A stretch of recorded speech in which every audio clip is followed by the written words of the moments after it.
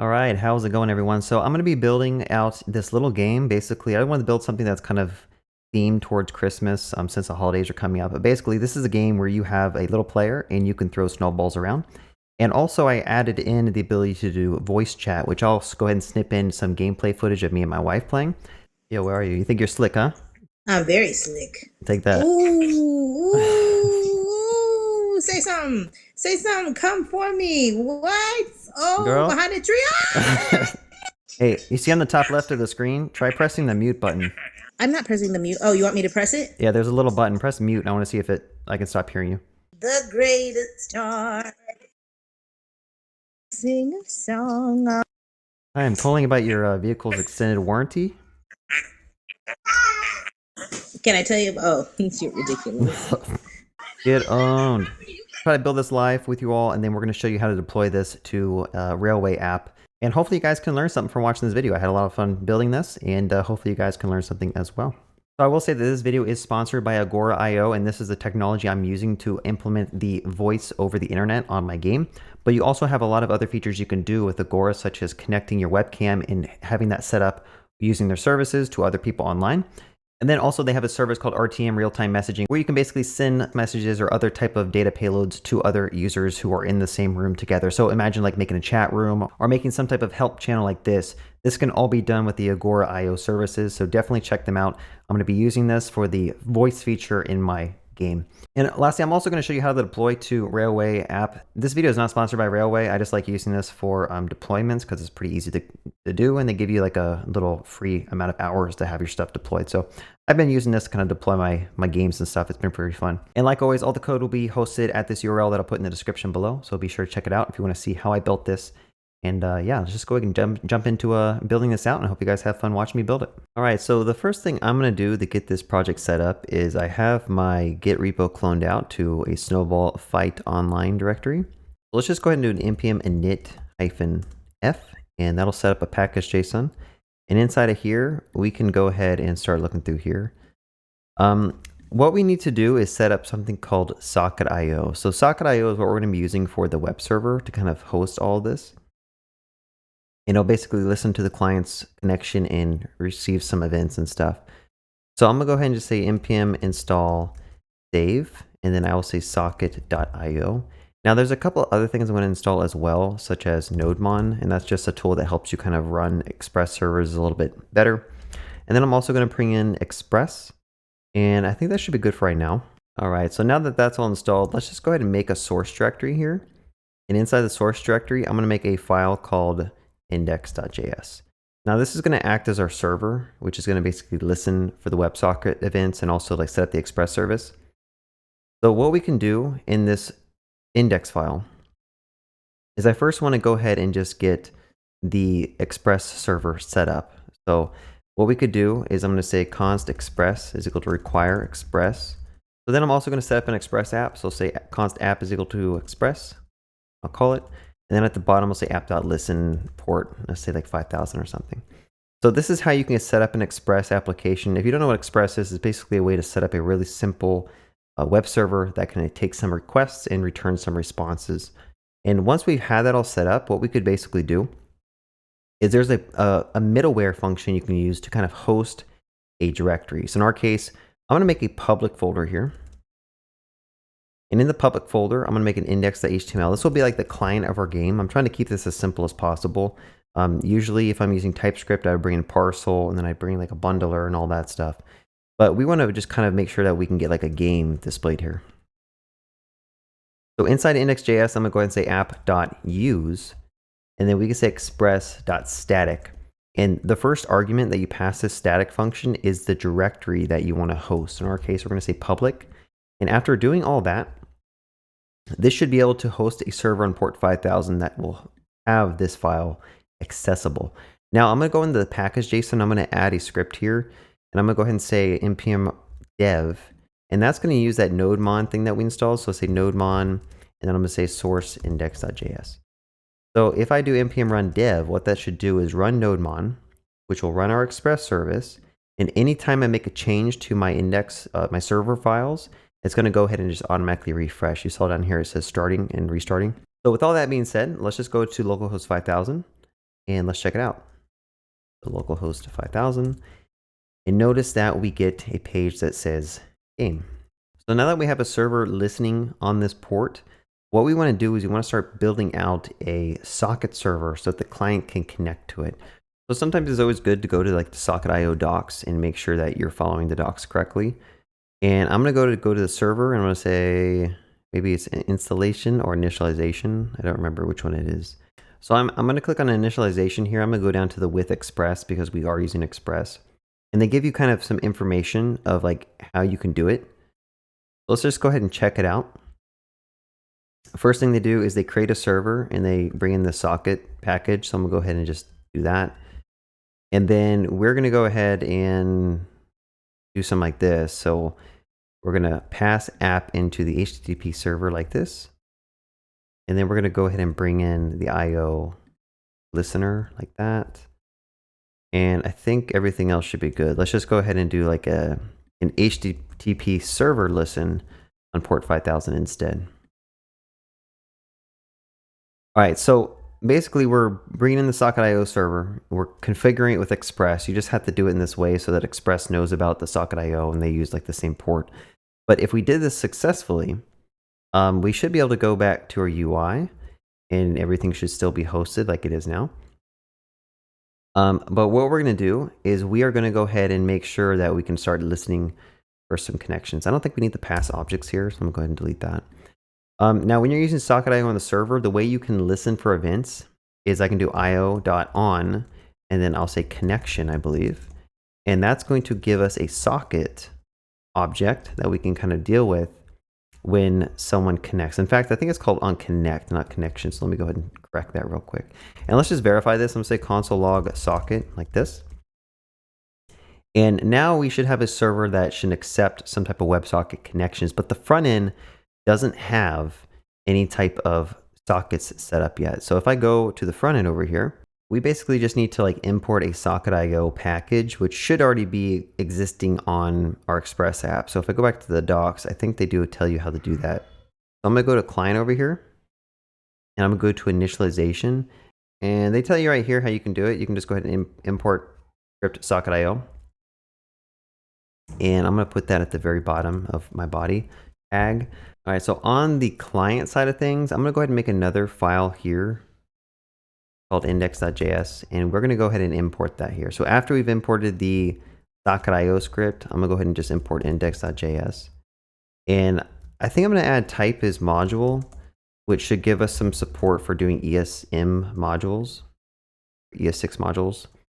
And inside of index.js, I'm going to go ahead and just try to connect to the socket server. So the way that you can potentially do it is I can just go const socket is equal to IO. Now the reason this IO exists is because we just imported this global script here.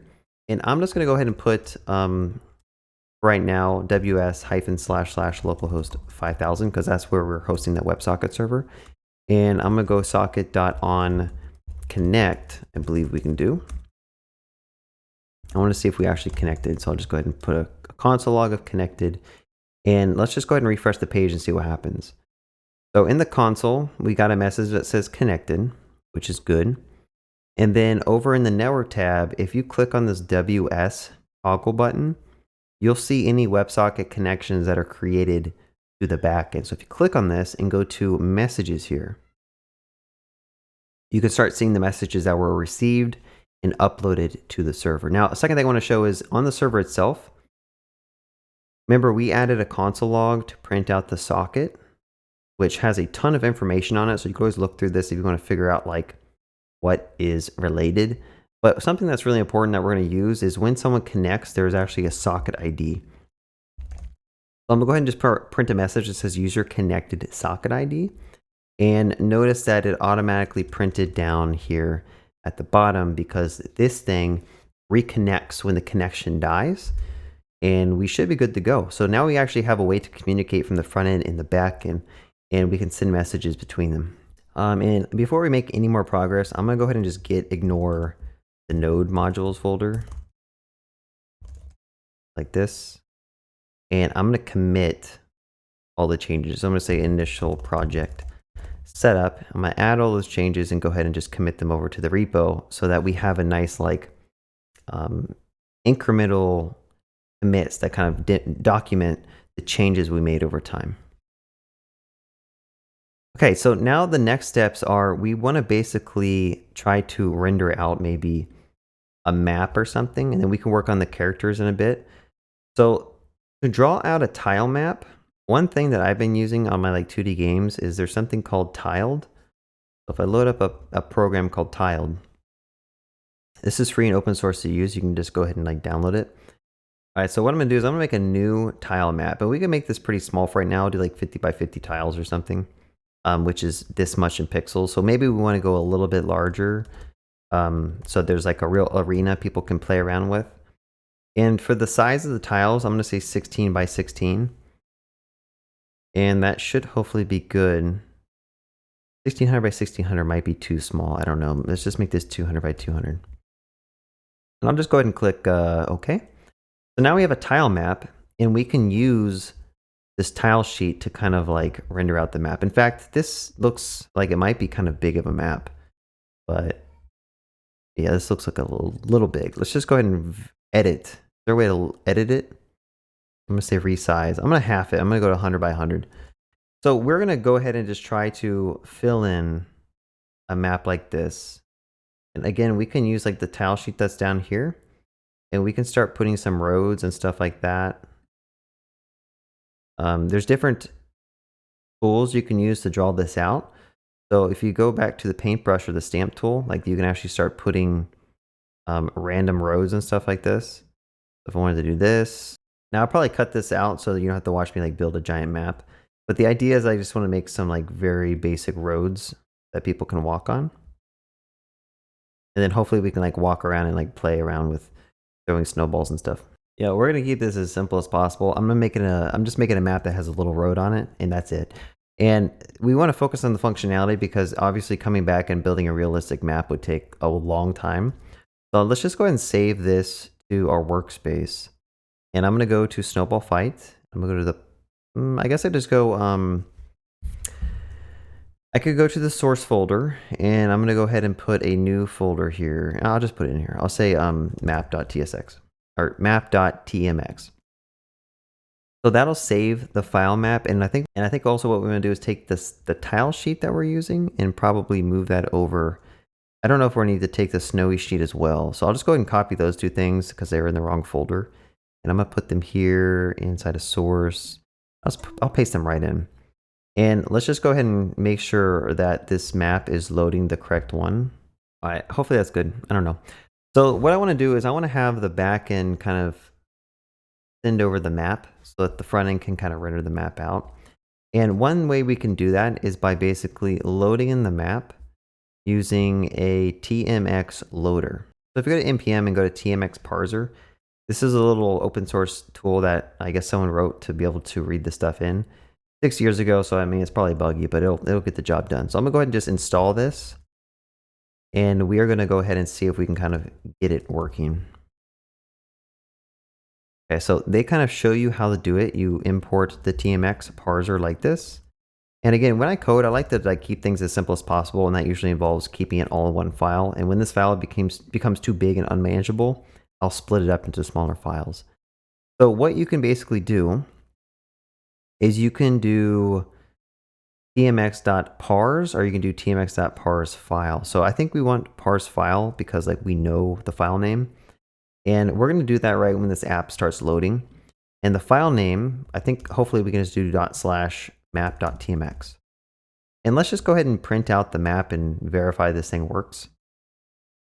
So it's saying there's no such file called map.tmx. Now I think it's because I started this application from the root of this project, so we probably need to do source.map.tsx or tmx.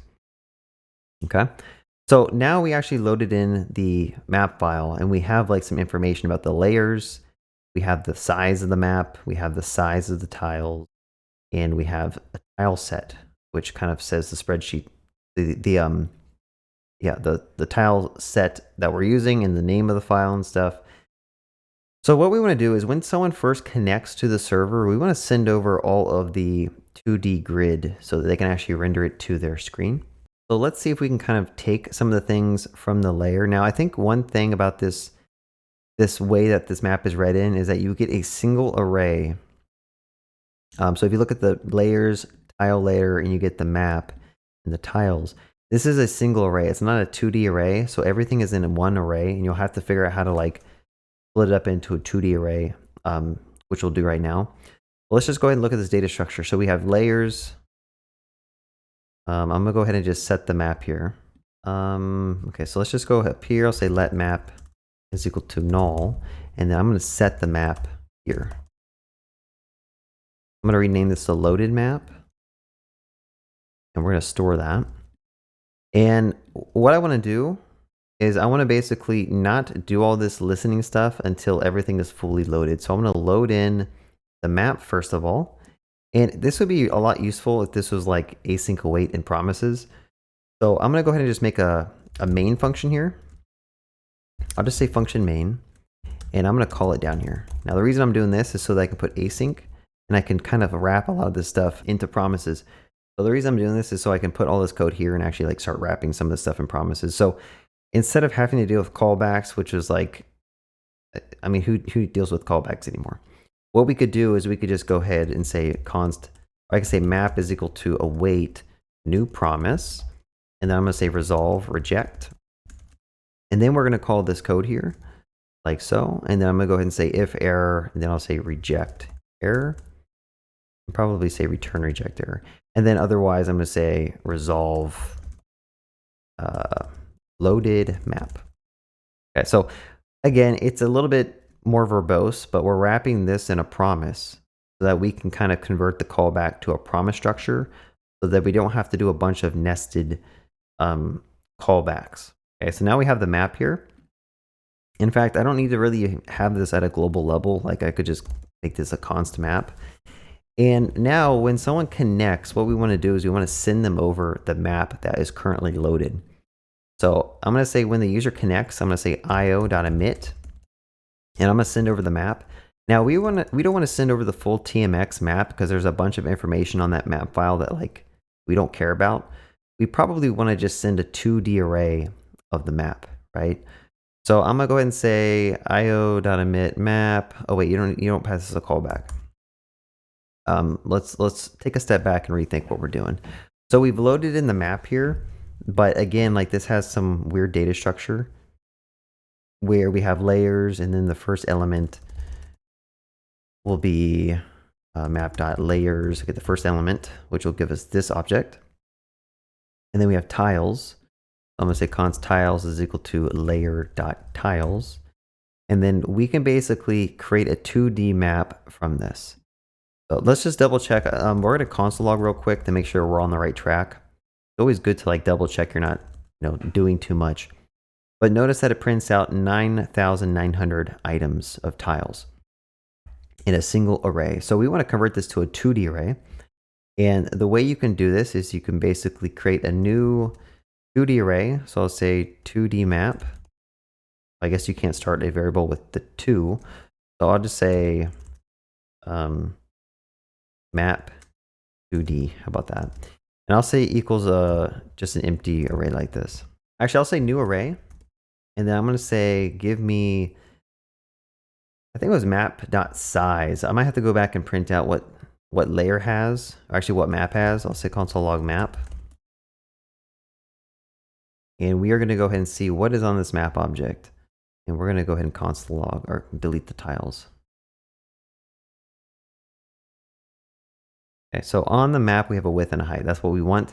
We also want the tile width and the tile height. So we want to create a 2D map, which has map.width, or we could do height elements. And then we want to basically fill that with some empty things, and I'll map over it. And for every row in the 2D array, I'm going to go ahead and return a new array of map.height. Okay, so this should make a 2D array. I'm going to go ahead and just console log this and make sure we're on the right track. And if I do this, notice that we do get back, it looks like a 2D array. I think it should be good. And for every element inside that 2D array, what we want to do is we want to kind of insert the tiles into the corresponding spots. So let's just go ahead and do this. I'm going to just do a double for loop. So I'll say for const row equals 0. I'll say row less than or equal to map dot height, and then I'll say row plus plus. And we can't use const because we're doing plus plus, I believe. So I'll say let, and then I'm going to copy this. And I'm going to do the same thing for column, like so. And then instead of map dot height, it'd be map dot width, or map dot width. So what we want to do is, as we're looping through all these tiles, we can say map 2D is equal to row times map.height plus column. Okay, so that'll kind of oh wait, I'm sorry, I'm doing this wrong. So we're going to set the row and the column equal to the tiles of row times map.height plus the column. So hopefully this works now. Let's go ahead and make sure that this thing is doing what we think it should. Save the file. We are getting an issue with cannot set property of undefined setting 0. So let's first of all make sure is tiles actually set, which it should be. I think we printed that out and that should be fine. So we should have a really big array of a single 1D tile, but we want to convert that to a 2D array so we can send that over to the front end. And this is complaining because it's saying that not set property of undefined. So I think row and column, for some reason, because they are like map 2D does not have proper indexes. And I'm not too sure where it's failing at. So I'm just going to go to console log the tile like this. And I'm going to set this equal to the tile. And let's see where it's actually failing. So it's failing here. So for some reason, map 2D of row and column is not working too well.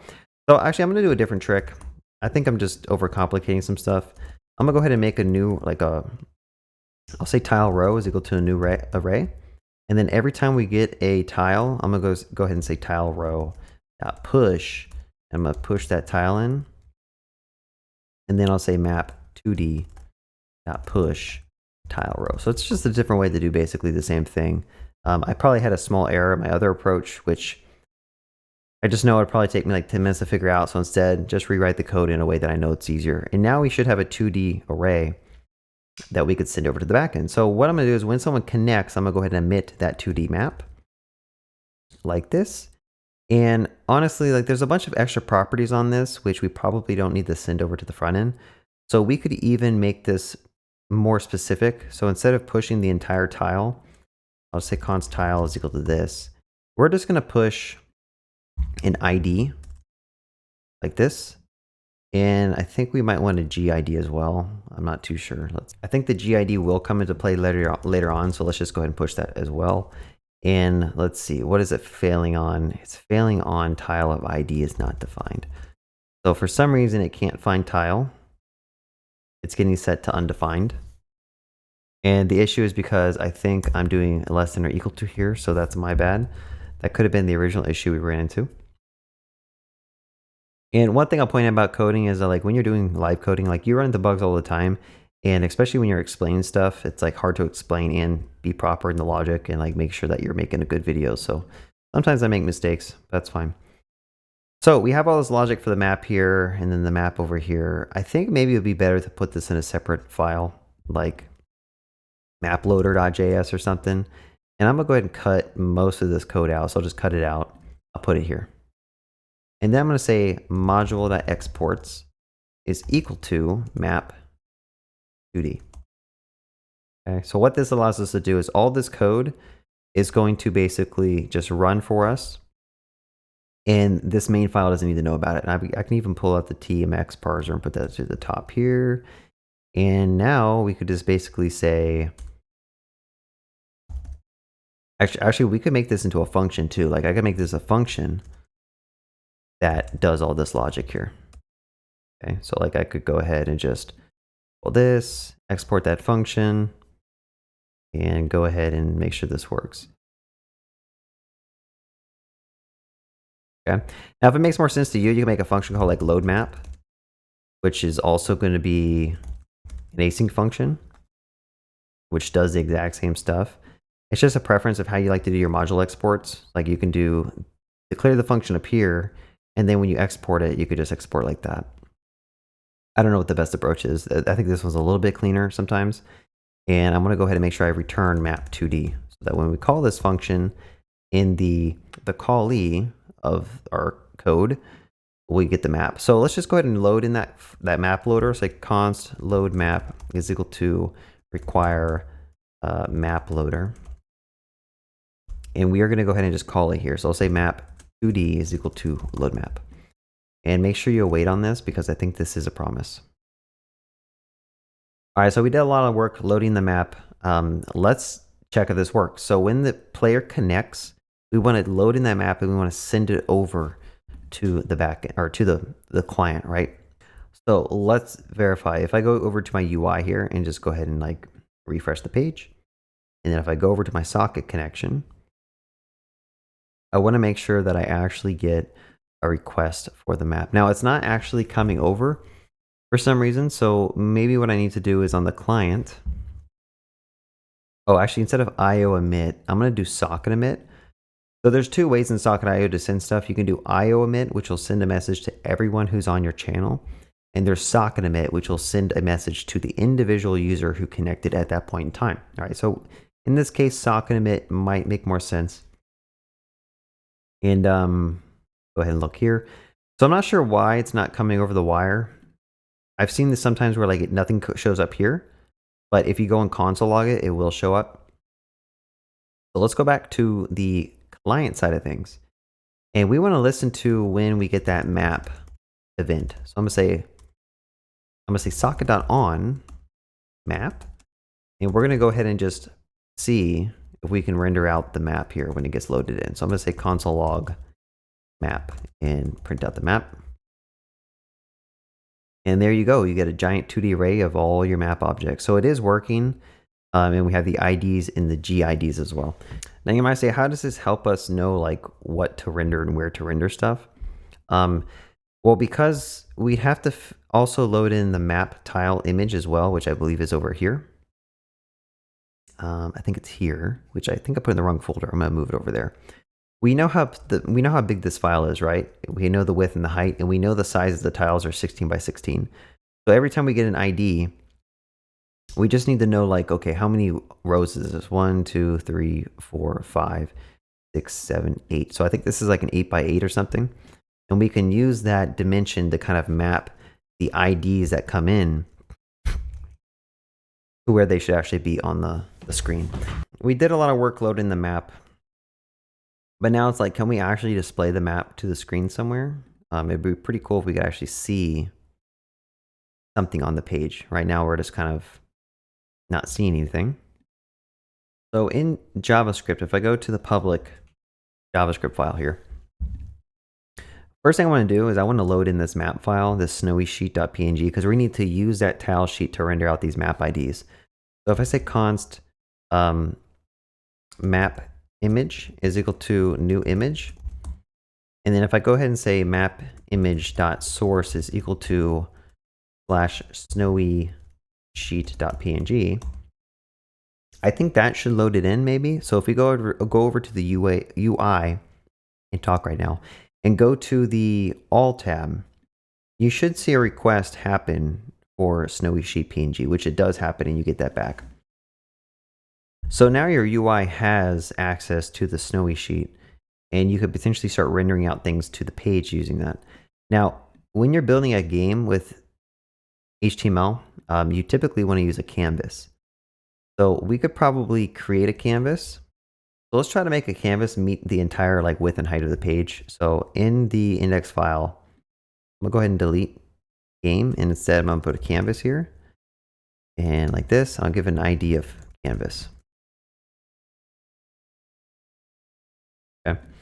So what we could do is we can get that canvas. So I'll say const canvas element is equal to document.get element by ID. We want to get the canvas element. And let's verify we get this. So I'm going to console log it out. Okay, let's go to console. Did we get a canvas? We got back canvas, so we got it. And we want to make sure this canvas is a certain width and height. Okay, we want to make that width and height match the width and height of our window. So what I could do is basically set, I could say here, the canvas L.width is equal to window.inner width. And then same thing with the height. I could do this, inner height. And I think this should make the canvas expand to the entire page. And one way you can do that is go ahead and click on this little button here and hover over. And notice that the canvas is taking up the entire page. So pretty cool. Now we do have some padding on the page itself that we should probably get rid of. You notice there if you hover over body, it shows some orange.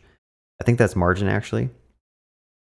If you click on it, you'll see there's 8 margin. So let's go to the body, and we don't have a style sheet yet. I'm going to do a quick little hack to get this working. I'm going to add the styles right here. I'll say body margin of 0. Okay, so now oh, I got to refresh the page obviously. And did I save the file? There we go. Cool, so now we have a canvas that is the entire width and height of the page. And again, it doesn't refresh as I scale up or move things. Like it's going to be the width and height as you originally load the page in. But anyway, it should be good enough. So we want to take in that map that came over from the back end and we want to render it out to the canvas. So how do you do that? Well, when it comes to game servers, typically what you need to do is you need to set up some type of like interval that runs every so often to render out the current state of the game. So on the UI, at least, there is something called a request animation frame. So I'm going to make a function called loop here real quick. I'll say loop, and then it's going to call a draw method. In fact, we'll do the drawing here for right now. We won't worry about doing anything special. But how do you make this loop function get called every so often? Well, there's a way to basically call it, like I say, window.request animation frame, and I'll call loop. And then inside of the loop, I'm going to call it again. So it's kind of like an infinite loop going on here where the page continues to like run at about 60 frames per second. But basically, we just want to keep on drawing stuff to the canvas at a certain interval to make sure that like everything is displayed. And we have the canvas here. So one thing we want to do is we want to get the actual context. So in the DOM, like you have the canvas element, but to be able to draw things to the canvas, you actually need to get a context. So I'm going to say const canvas is equal to canvas L get context. I think it's called get context 2D. And now this is the object that we can use to render stuff out. Okay, so like we could basically start drawing things. If we go into the loop, I'll say canvas.draw rec, or it could be called fill rec, I think. You can give it a width and a height like this. And let's just go ahead and also do a fill color, I believe. Some of these things I'll have to go look up. If I had Copilot, it might tell me. But let's see if this thing actually draws something. So now we got a little rectangle here that's black. I'd have to go and figure out what the fill rect is. 2D canvas fill rect. Fill color. Oh, it's called fill style. Fill style. Okay, so now we should be able to go back and we should see a red thing. So what we want to do is we've figured out a way to basically render out something to the page. And before we actually start rendering stuff, I want to show you a little issue. We're going to have to actually clear the canvas before we start rendering. So I'm going to say canvas dot clear rec, and I'll say 0, 0, canvas dot width, canvas dot height. So like if you don't clear the rectangle, like clear the entire canvas every single time, it's gonna like just keep the old images up there. So as things move on the page, you'll just see them like stick around. So make sure you do that at the very start of your loop or your render method. All right, so again, what are we trying to do? We're trying to draw the map. So how do we draw the map? Well, we basically need to loop over that map object that we got, which I don't think we're even saved anywhere. So I'm gonna go ahead and say map is equal to null. Or you can initialize it as a empty 2D array like this. And then once we get the map, I'm gonna go ahead and set it. Instead, I'm gonna call this loaded map, and I'm gonna delete that console log because I think we verified this works fine. So we're trying to render out the map to the page at this point. So how do you actually do that? Well, let's just go ahead and do a double for loop. I'll say for let row equals 0, row less than map.length, row plus plus. And then again, we'll do the same thing for the column. And we're just going to go ahead and get the length of the first row. And then for every time we hit a tile, right, this is looping over that 2D tile map, we should be able to say canvas.draw image. And this one I might have to go look back up. But basically we can take the image if it's loaded, and we can say map image, and we can actually start specifying like where on the canvas to draw the map and what sub rectangle to use from the image. So in our case, we know the map size is like 16. So I'm going to go ahead and say const map size 16 pixels, right? Actually, I might call this tile size 16. So as we're looping over the map to draw everything, we basically need to set the X location equal to the column times the tile size. And then the Y location will be the row times the tile size. And then you can also specify a couple of other things. If I go up on this little help here, let's see. No, let me go to canvas, draw image, HTML, because there is a method I need to look up. It's this one right here. So I'm going to copy this and we can kind of use it and reference it. So basically you pass the source X, source Y, source width, source height, and then the destination. So these things, obviously like tile size would be, these are all the destination, right? This is like the canvas location. Now the first 4 arguments here, kind of confusing, but we need to use that ID that was coming over the wire. So I'll say const tile is equal to map row column. And more specifically, I think we can get the ID here. If you remember, the image had, I think, 8 columns in a row. So like if I go ahead and say like tiles in row is equal to 8, we can take the ID and we can figure out what 2D location it's located at. All right, so take the ID and we're going to say, I'm just going to go ahead and say like image Y, our image row is equal to the ID divided by tiles in row. So like if the ID is 13, we know it's probably going to be like on the second row of the image, which if I show you, right, this is 0, 1, 2, 3, 4, 5, 6, 7, 8, 9, 10, 11, 12, right? So as you get past the 7th one, you know you're on row 2. As you get past the 14th one, you're going to be on row 3. So that's why we divide it by this. And we should probably parse int this as well. And then the column, the image column is going to be the ID modded by tiles in row. Okay, so with that being said, what we could do is we can do the starting X would be the image column times tile size.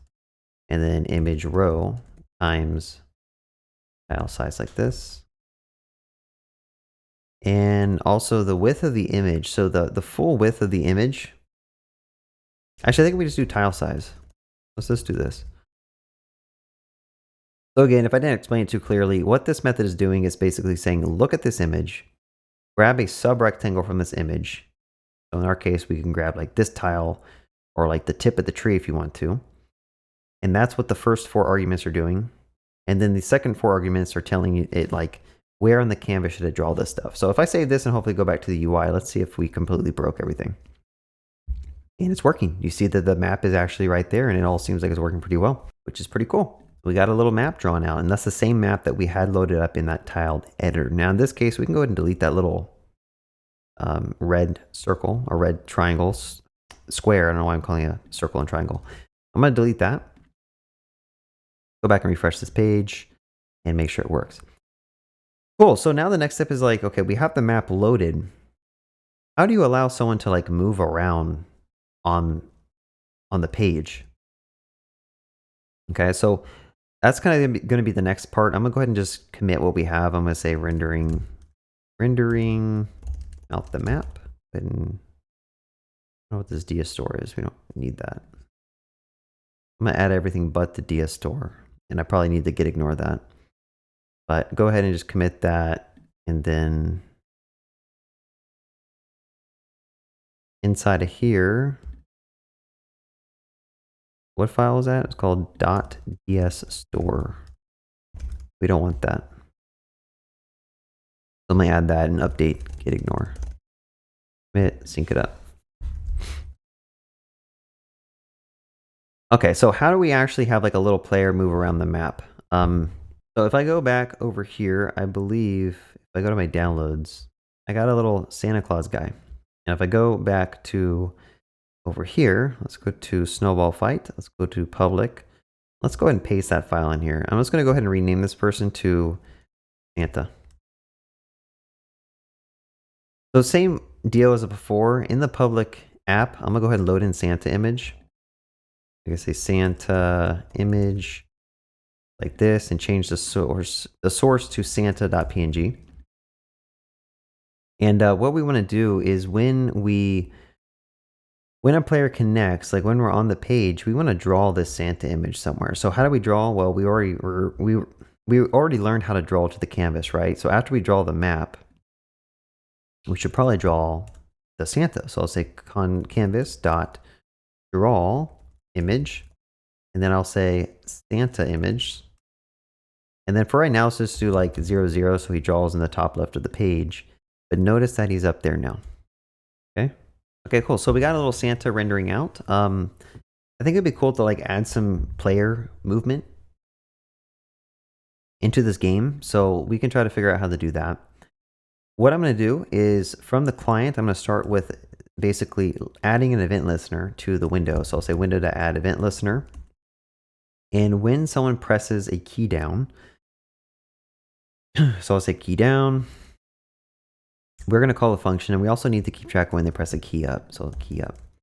And we basically can keep track of the event that comes in, and I think that E will have a key on it. So let's just go ahead and print out E.key, and I think that should have the key. So let's go ahead and press D and W. Oh, let me refresh the page. DWA. Okay. So notice as I press things on my keyboard, those keys print out. Now, the reason we're tracking this is because when you hold down D, you want to tell the server like, hey, I'm trying to walk to the right. Okay. So we're going to keep track of like our inputs. I'll say const inputs is equal to a map of W. And that could be, actually, I'm going to call this up. And then we're going to make that map to false. Down, left, right. Okay, so we're going to keep track of the inputs that the user may have down. And when they click on different things, different keys, I'm going to say if E.key is equal to W, then I'm going to say inputs up is equal to true. Okay, and we can kind of do this approach for all the other keys. And you can also do like a map approach if you want to clean this code up a little bit, but let's just do like the simplest thing we can think of. So every time you press one of these keys, so it's up, this one would be S for down, this one would be D for right, and this one would be A for left. So as you're pressing keys, we're going to keep track of those. Now, same thing over here. I'm going to copy this entire if statement and just paste it here. But instead of true, I'm going to say false. So now as you're, moving left, right, up, and down with WSAD, we can keep track of that. And we're going to actually send that over to the server so the server can tell you where to move. Okay, we're going to do really basic server in this video. There's a lot more in-depth stuff you can get into with like client-side prediction, entity interpolation, but we're not going to dive into that. We're going to try to keep this somewhat basic. So what we want to do is inside this loop, or you could do it after you press the key downs. It's kind of up to you. Maybe it makes more sense to omit them after you actually press key downs. I'm gonna go ahead and just emit. So I'm gonna say socket.emit, and I'll say input, and I'll pass the input. So every time you press a key, it's going to emit a message to the server. Okay, let's verify this works. I'm gonna go to network, refresh the page, and go to WebSockets here. And I want to make sure that like, if we look at messages, if I press D, it's throwing errors. So let's figure out input is not defined. It's because I call them inputs. So let's rename this to inputs to make it consistent. Let's try it again. I'm still using inputs somewhere. Oh, duh, I'm using it here. Okay, let's try it again. No errors. Go ahead and go to the network tab, and I'm going to go ahead and just clear and refresh. Click on this, and now as I press, notice that it sends all my inputs. Now again, this is not the most performant way to do this, but I'm not about performance. I'm about getting it to work, getting it right, and then about getting it fast and performant, right? So the first thing I'm going to do is just get this thing working. Can we get a game that looks pretty good? And then at some point, you can actually make this more optimized by just sending over a single character when a user presses W, A, S, or D. Or you can use something called a bitmap if you want to really make this super performant. But again, I'm assuming I'm teaching beginners how to build a little basic game for fun, so I don't want to get too much into the weeds of all that stuff. Okay, so again, as you're pressing keys, we're sending over those inputs to the server, right? Now the server has no concept of what that means yet because we haven't implemented that yet. So if you go over to our server source code, which is luckily really small at this point, basically after a user connects, what you want to do is you want to start listening for events that come in from that socket. I'm going to say socket.on inputs, and then the client is going to send those inputs over to the server, and the server can start doing something with them. So in our case, what we're going to do is we're going to check to see if the input is down. Now, again, we have like this socket ID that represents that unique player. And again, if you want to do a proper game server, you should have a tick rate on the server as well. So the server runs at a certain rate, and it processes these inputs every 30 times a second or 60 times a second, depending on how powerful your server is and how much bandwidth you want to use on that server. We can try to do that as well. I think it would probably be pretty good to make this more proper than just, accepting the input. We're trying to make the server the authoritative machine that like knows about the logic and stuff. So what I'm going to do is I'm going to say tick rate, and I'm going to do a 30, so 30 times per second. And I'm going to make a loop over here. So after the server is completely spun up and we have like all the connections set up. Okay, so after everything is set up, what I'm going to do is I'm going to go ahead and just set an interval like this. And we're going to go ahead and just do 1,000 divided by tick rate. So this should be like 30 times a second, whatever that math, ends up becoming. And we're going to call a function every 30 times a second. Now instead, I'm going to call a function called tick. So I'm going to say function tick. And we'll do this. So the point of this tick rate, again, is like we want to process these inputs as they come in, but we only process them every X amount of times a second. So the first thing is when we get that inputs request from the client, we want to store that. So I'm going to go ahead and say like const inputs map is equal to an empty object. And I'm going to go ahead and just store the inputs for the user who just sent that message. So every time we get that key change from the UI, we're just going to store that in the server so the server can do something with it. Also, one thing we didn't really keep track of are the players. When a player connects, you want to create a new Santa for them and keep track of them. So I'm going to go ahead and just say const players, again, is going to be an array. And we're going to go ahead and just push a new player into that array. So I'm going to say players.push, and we're going to say ID is the socket ID. The X location could be like a 0, and the Y location could be a 0 as well. We're going to try to keep this as simple as possible. So we're going to push the players into this players array so that in the future, all the clients who are connected to our server know about the players on the page and where they're at. Okay. So when you connect, we have a player, we push them into an array. We have a way to listen for when people type in inputs on the client, and those are reflected onto the server. Now, in this tick here, what we want to do is every time the server needs to run its logic, we're going to go ahead and just loop over every player. So say for const player of players. And we're going to check their inputs. So I'm going to go ahead and just say like const inputs is equal to inputs map player.id. And that should get the inputs that are for that individual player. And then we're just going to check if the inputs.up is true.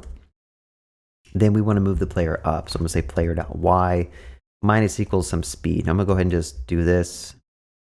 And we're going to pull that out to a constant here of like 5. And then I'll say else if inputs.down then again, we want to plus equal their speed so they move in a down direction. Remember, the y-axis is kind of inverted when it comes to games. 0, 0 is the top left instead of the bottom left. So we're going to do that with the y, and then we're also going to do a separate if-else block for right and left. So if it's right, we want to go... Actually, let me make this left. We're going to go minus speed. And then right is going to go plus speed in the x direction. Okay, so if I press D, I'm going to move my player to the right 5 things a second. Now there's also a concept of delta here. Like, I'm not going to get into that just yet. I want to see if I can get this working though. Okay, so when the player first joins, they may not even have any inputs. So I think the server would make more sense is also like, we should probably initialize the inputs here. I'm actually going to initialize the inputs up here, and I'm going to go ahead and just do the same thing. I'm going to say up, false, down, left, right. Okay. So hopefully this works. Basically, what we're doing is we should be able to press a key and hold it, and then we should get some events on the back end, and those should update. But right now, the UIs and the clients have no way to update the players that are displayed. So every tick, what you typically do is you send over the current latest state of your players, or if you have like snowballs or any type of missiles or things, you need to send the new locations to everyone who's connected to your server so they can actually draw that out in the correct space. So after the tick runs, I'm going to go ahead and just start sending out some updates. So in this case, I'll say io.emit. And I will say players, and I'll just go ahead and send over all the players like this. So this should work. Now, what we're going to do is we're going to go back to the UI here, and we're going to start listening for when we get a players event. I think all this input stuff is done, so I'm going to go ahead and collapse it. But when we start listening for socket events, I'm going to say socket.on players, and I'll say server players. And we're going to go ahead and just keep track of the players here. So we'll say let players is equal to empty array. And then every time we get a new update for the player locations, we're going to update that. So right now we have like a hard-coded Santa up here. But instead we want the Santa to actually like reflect a real player.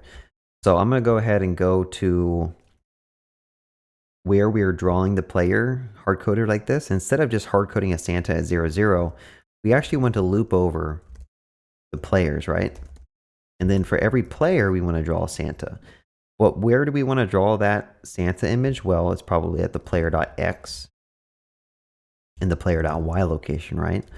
So now we should see a Santa render out, and notice that I can move him around. Now this Santa, actually, I don't know why this Santa is drawing up here. It's kind of weird. Actually, I do know. So I think when we disconnect, like the client refreshes, the server needs to know that the client just left, right? But we don't listen to that. So what I need to do is in the server file, I'm going to say socket.on disconnect. We then need to basically clear out the players, right? So I'm going to need to go ahead and go to players is equal to players.filter. And then we want to get rid of the player who isn't equal to the socket.id. Okay, so pretty much get rid of that player who just left. So hopefully now there should only ever be one. Oh, it's crashing. Let's figure out what's going on here. Oh, I probably made this a constant, and let's go back up to players. Yeah, I made it a const. Now, if you're a stickler about performance and stuff, then you probably want to use like a splice instead of a filter. But we're dealing with such a small amount of players that like the amount of performance tuning we're talking about is like nanoseconds probably. So let's refresh, make sure that we can move around. And now the moment of truth is like we should be able to load up another tab here, and I should have 2 Santas that can play side by side, which is pretty cool. Now, I think I mentioned it before, I don't remember, but we want to center our camera around your Santa, right? There could be a lot of Santas on the screen, and you don't know which Santa is your Santa. So what we're going to do is we're going to introduce this concept of like a camera. Okay, so I'm going to go ahead and just commit our code real quick. And I'm going to say allowing player movement, just to keep track of those changes. But how do you center all the map and all the snowballs and all the players around a certain location? Well, first of all, when you first connect to the server, I think the front end, if I were to print out, let me just print out socket ID here. I think the front end has a reference to the socket ID that they have, right? So in fact, I probably need to do it after you connect. So I think it needs to be here. Let's try that. There. So we have this ID, and this is the ID that represents you, like your browser. And we also have an array of a bunch of players who have their IDs in there. So we could basically just do, I'm going to go ahead and just say like let my ID is equal to null. And then when your ID is set, actually, I don't know why I'm doing that. I don't need to do that. So let me slow down. Basically, we have the ID at some point, and we want to just basically find my player. So I'm going to say const my player is equal to players dot find, and we want to find the player whose ID matches our socket ID. Okay, so this will find the player that we need to center the camera around. Now, I think this could potentially be null. If it is null, then probably return. I don't know if we need to worry about that just yet. But once we find the player that we want to center around, what we can do is we can say const cx. I'm going to call it cx for camera x. You can also do camera x. I guess that makes more sense. And I'm going to say my player.x. And I'm also going to subtract the width of the window, or the canvas, I guess. Canvas L dot width. I think it's that. Same with the camera Y. We're going to basically take the player location, and we are going to subtract the height. Now, I forget if this needs to be a plus or minus. It's just like a simple math that you can figure out at some point. But basically, anytime you draw anything on the page now, you want to subtract the camera X. Like in this case, we're drawing something to the page here. I'm going to go ahead and subtract the camera Y and the camera. Hopefully this works. We might have the logic a little bit backwards. Yeah, it's failing at reading X. So what I need to do is make sure that this loop doesn't run.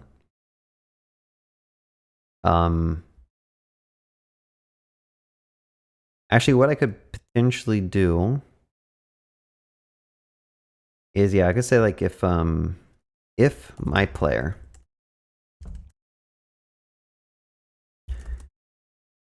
I'm gonna go ahead and set these. So let camera X is equal to 0. Let camera Y is equal to 0. But I'm gonna go ahead and just set those if player is set. So like we have a fallback so it doesn't crash. Let's try it now. So this usually happens when like you didn't clear the canvas. So I think I might have deleted something I shouldn't have deleted. Yeah, this one's kind of weird. I don't know why it's doing the whole snake thing. But usually it's when like the canvas isn't properly clearing out, which is happening here. So am I like not setting this right? Let me make sure this is actually printing something out. Canvas width and height is undefined. That's weird because it was working before I added this stuff, wasn't it? So camera X is equal to my player.x minus canvas.width. The fact that I'm doing this causing some weird stuff. Now, I think what we actually want here is instead of canvas.width, I think we want canvas L.width and height. So let me do that. And I think we also want this. So this should at least get rid of that. So our math is off by a little bit. I think first of all, what we want to do is we want to kind of divide this by 2 because we want to center the player around the center of the canvas, right? And then I think what we also want to do is, I think we want to add, I always forget what the proper way is, but I think we want to add the camera Y here. Okay, sometimes you just got to play around with the math. Okay, so maybe it is a subtract. I think it's a subtract, but I think maybe, oh, you know what it is? I think it's because I'm not actually like centering the players too. So I'm just like not doing that with the players. So let me just go ahead and make sure I center. I'll do minus camera Y minus camera X. Let's make sure this works. There we go. It's always simple little math mistakes you end up making. So now we actually have like a camera that follows the player around the map. Now, again, our map is a little too small. So like as you go off the screen, the map is going off the screen. We can make the map bigger, or we can kind of reduce the canvas to be some like smaller rectangle, which is a possibility.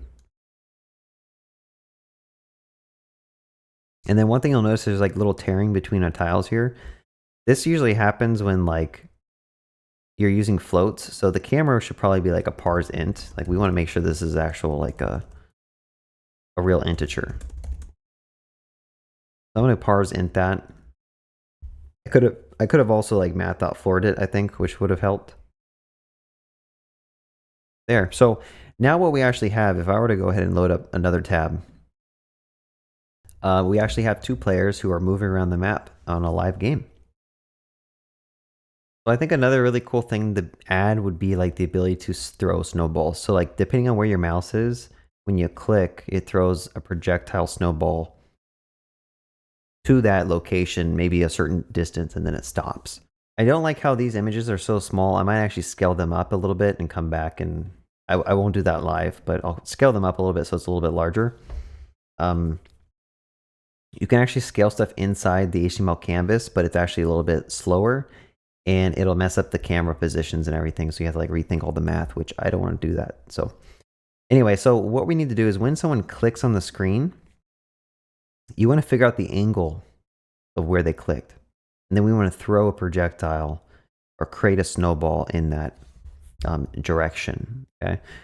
So the first thing I'm going to do is I'm going to go ahead and say, I'm going to say window.add event listener.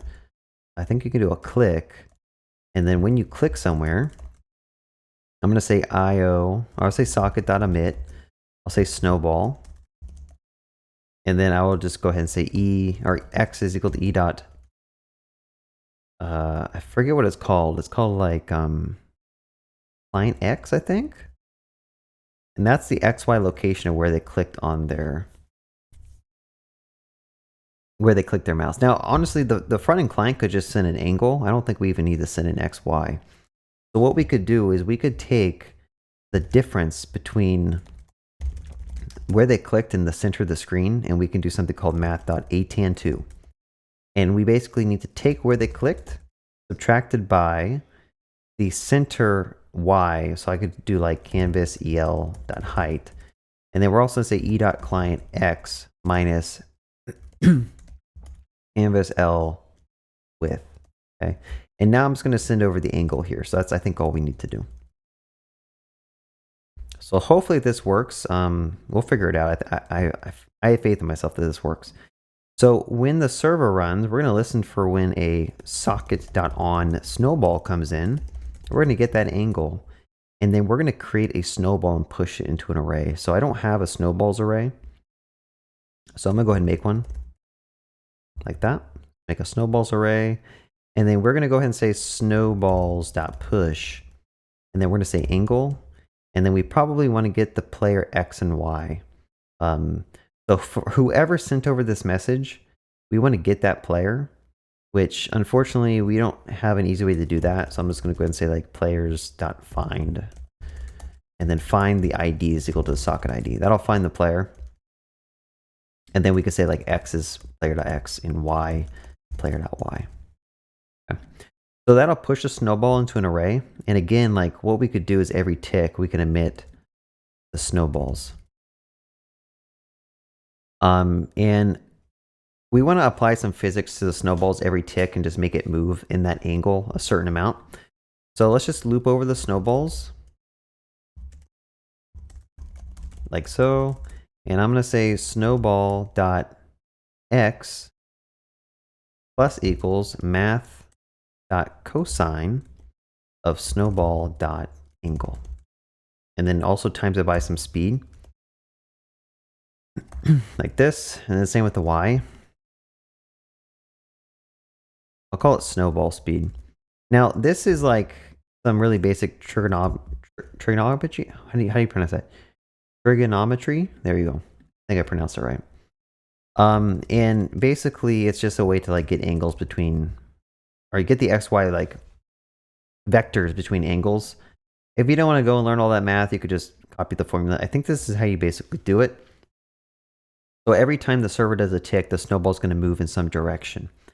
So if I set this up correctly, which I highly doubt I did the first time, what we want to do is we want to keep track of the snowballs on the client as well. So very similar to the players, just every time the server sends over an update about snowballs, we're going to say snowballs and server snowballs. Okay, and then we're going to render those out. So it's the same thing as the players. Basically, when you click, figure out the angle, send it to the server. The server figures out what XY location the snowball needs to be, and then that gets sent back to the player to render it out. So snowball, snowballs, and instead of draw image, I think I can say fill circle.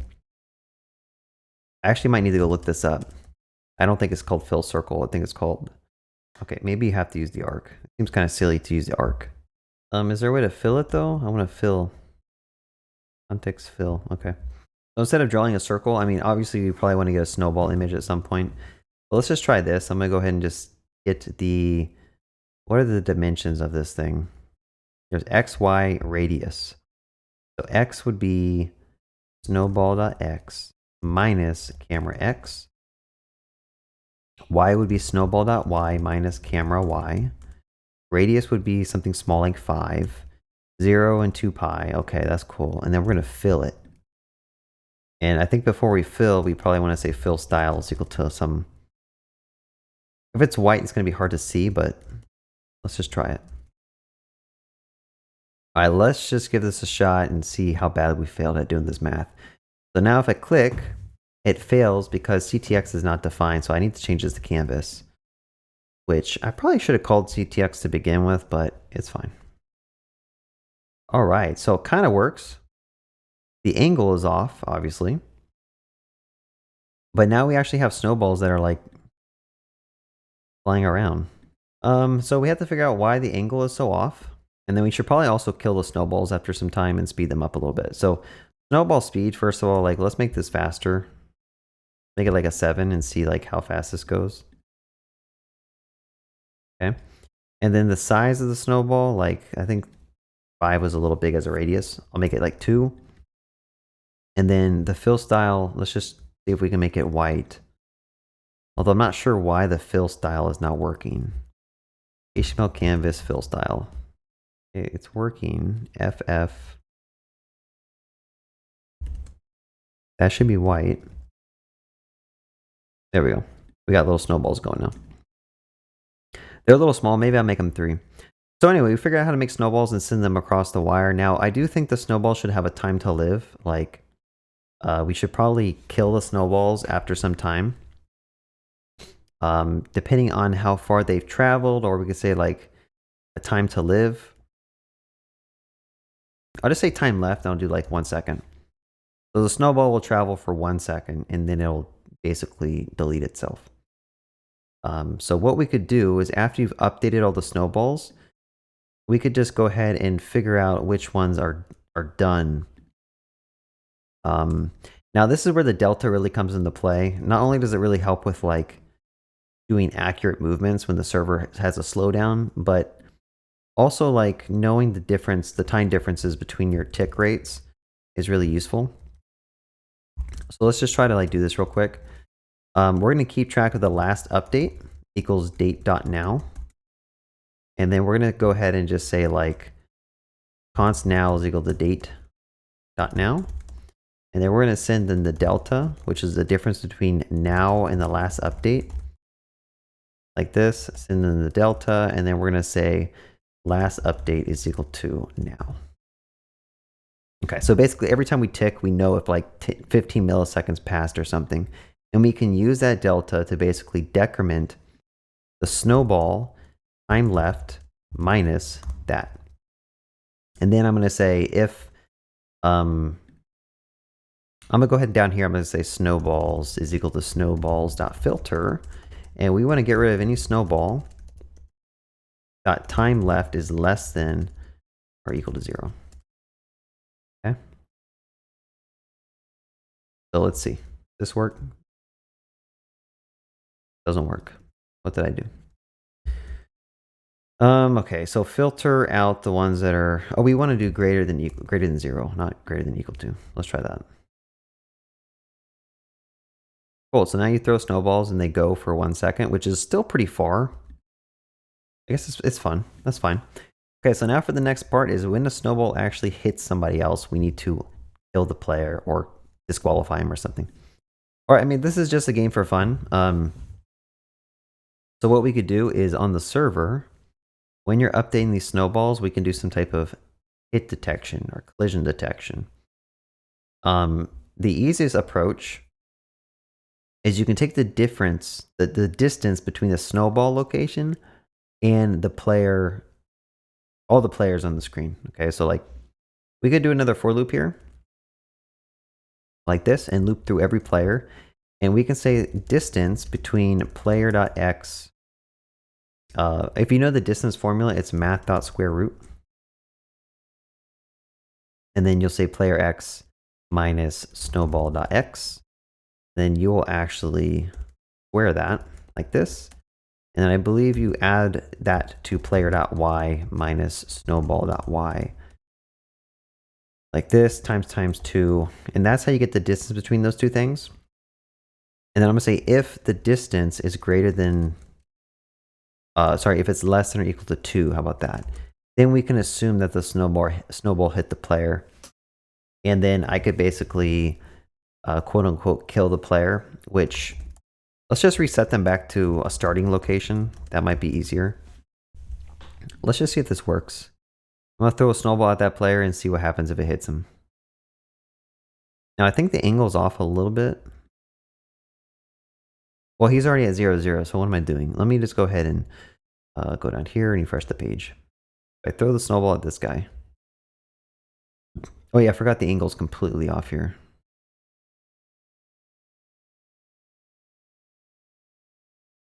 Okay, so our logic is obviously not working. So distance math.square root player x minus snowball x squared plus player y minus snowball y squared. If the distance is less than or equal to 2, then reset that player back to x and y of 0. So let's just print out the distance. Like you think this would actually work. And actually, before we do this, let's fix the issue. I'm sorry, my ADD is kicking in. Why is the angle not working? This is kind of frustrating. Like this should definitely be working. So let's go back to the angle where we're using math ATN2. And we have the height. Oh, we need to divide this by 2. Duh. Okay, so like we need the center, not the width and the height. We need the center. So divide by 2. Let's see what happens.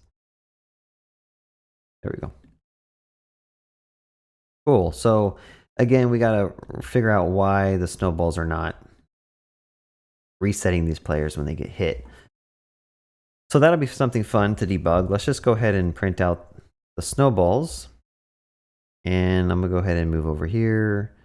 Let's just go ahead and throw that. Oh, wait, it worked that time. Why did it work that time and not the other times?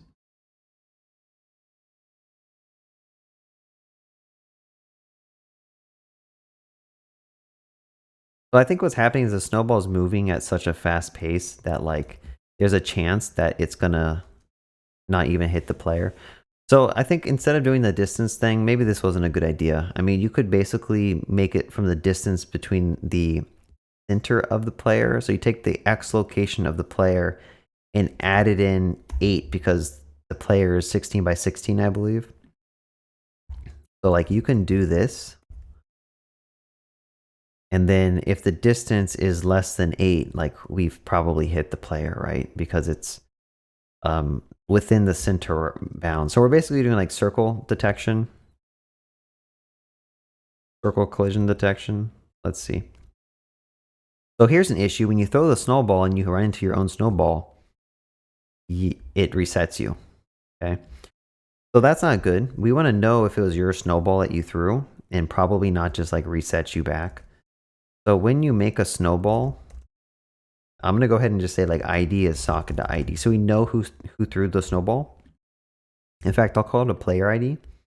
And we're going to go ahead and when you did that hit detection here, I want to make sure that like if the player ID is equal to the snowball ID or player ID, I'm going to go ahead and just continue. Like we don't want to do any of this collision detection for ourselves.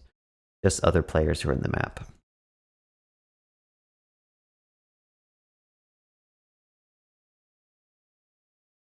Oh, and then also we should probably get rid of the snowball once it's collided. So we could say snowball dot time left is equal to -1 or 0. And then I think what we could also do is like, we only want the snowball to hit one player at a time. So we could just break out of the for loop so that the snowball doesn't just like pass through everybody and kill like 7 people at a time. All right, so throw it, boom. Go ahead and go over here, throw some snowballs. Probably rate limiting how many snowballs people can throw would be pretty cool. But let's just go ahead and commit what we have. I'm gonna go ahead and say like ability to throw snowballs. Go ahead and add that and sync that up. All right, so I went ahead and I resized the map a little bit to make the pixels bigger because I think it was too small before and it's kind of hard to even play. And when doing so, like we have to come back through and we have some other things that are like kind of hard coded. Like I think the player size used to be 16 pixels and now it's 32. So everywhere we did 8, we'd probably do player size divided by 2. Just to get those magic numbers out of our code base. That. Don't know what this needs parentheses, but I'll add some. Okay. So let's verify. Can you walk around? Can you throw snowballs? Now, obviously the snowballs are going to go a lot slower now because like, well, they give the appearance that they're going slower because the map is twice the size. So we could make the snowballs a little bit bigger. So that would be snowball speed. Let's make them a little bit faster. Okay, so it's a little bit better, a little bit faster. And then also let's probably in the UI where we draw the snowball, which is here. Let's just go ahead and make this like a 5. In fact, I'm gonna call this snowball radius. Okay, try to get rid of some of these magic numbers. And I'll go ahead and just put that here as a constant as 5. Okay, so now we got some nice larger snowballs we can throw around. So one thing I worked on was I went back to the map and I added another layer, right? So we haven't dealt with 2 layers in this tiled editor, but I added a bunch of trees and rocks and stuff, which I think will just make it a little bit more engaging to play on. So let's figure out how to draw that. And if you go to the back and remember we like send over the map when the player connects. So we're going to have to make sure that the map also includes like the trees and stuff. Now we could do this in 2 separate emits maybe, or we could have the map just contain the ground, which will be the map 2D. And then we can also say the decals, which will be the decals 2D. Now we don't have a decals 2D, so we're going to have to make that. So let's do some more refactoring. Like this thing could take in map 2D and decals 2D. Like this, I might rename this to ground 2D. And make sure we use that over here. And we're going to go into that load map function and we're going to try to make it also generate a ground 2D. So similar to how we did it before, this one will be called decal 2D. So we can still loop over the same thing. Just note that the layers here, this is the layer that's for, these would be the ground tiles. So let me make sure that I rename this a little bit. And then we could have the decal tiles here, which would be map layers of index 1. Now I might have to swap the indexes, I believe. I'm not sure. But that should be the decal tiles. And now basically we're going to push the same thing. So decal 2D dot push. And we're going to do a similar approach where we're going to pass in an ID, which we're going to do decal tile is equal to decal tiles, all this. Okay. Then ground 2D, we need to push in this. Decal 2D, we need to push in the same thing. Oh, well, kind of the same thing. We need to change it from tile to decal tile. So I'll say decal tile.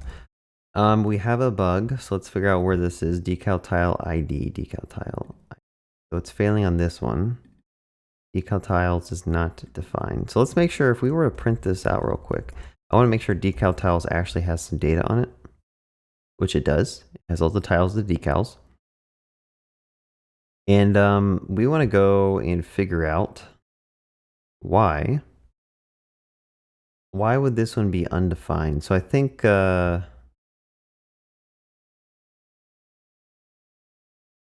it's failing on this line, line 24.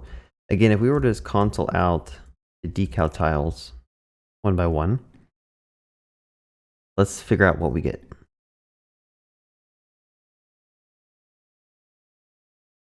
So it's printing out undefined for this first one. So are we doing something incorrect here? We're getting decal tiles, which was defined. Remember, this was an actual like 2D, a 1D array of all the tiles.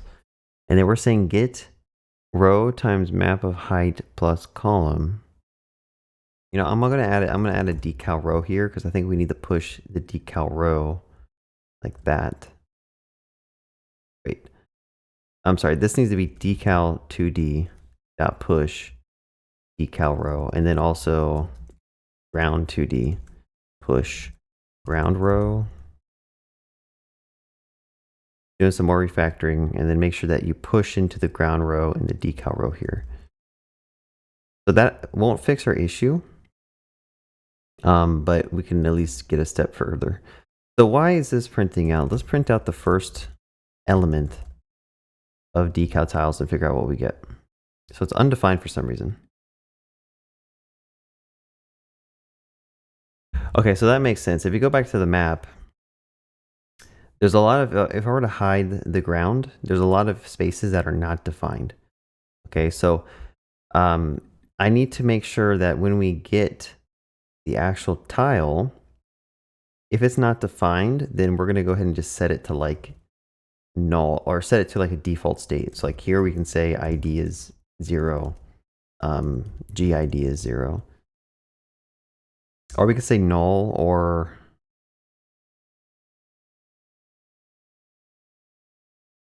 actually I'm not going to do that. What I'm going to do is I'm going to say if there's a tile there. Now this really only applies to the decal tiles, not the ground tiles. I'm going to rename this to ground tiles so it makes more sense. So let's move this down here real quick. I'm going to say if there's a decal tile, then we were going to push it into that array of things.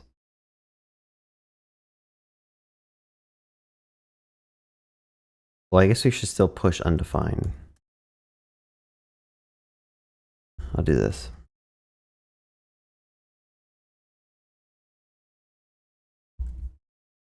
Okay, I think this might be better. Basically, if there's a tile that's defined there, then push it into the row. Otherwise, push in undefined. It was crashing on this because decal tile is undefined and there's no ID. But I want to designate empty tiles with undefined. And now it's failing, saying map 2D is not defined. And this is why it's not defined. I need to return ground 2D and decal 2D. Okay. So again, like I decided to use JavaScript in this video, but usually I use TypeScript, which would have helped us out along the way. Let's verify if we were to print out what we get back for the map. Hopefully in the network tab, we can go to WebSockets and it'll tell us. But as we saw before, sometimes we don't get the actual map. Yeah, it's not printing out there.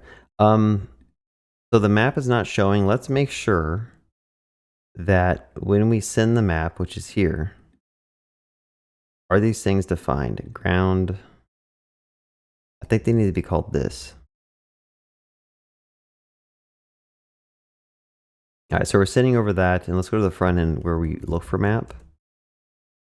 Like this. I'm gonna go ahead and just print out, or I can put a debugger too. Just put a debugger here, and let's figure out what we get back. Go over here, look at loaded map. We only get ground. So that's a problem. Well, we should be getting both back. So for some reason, decals is not defined, and decal 2D is not coming back. So let's look at this. We get back ground 2D and decals 2D.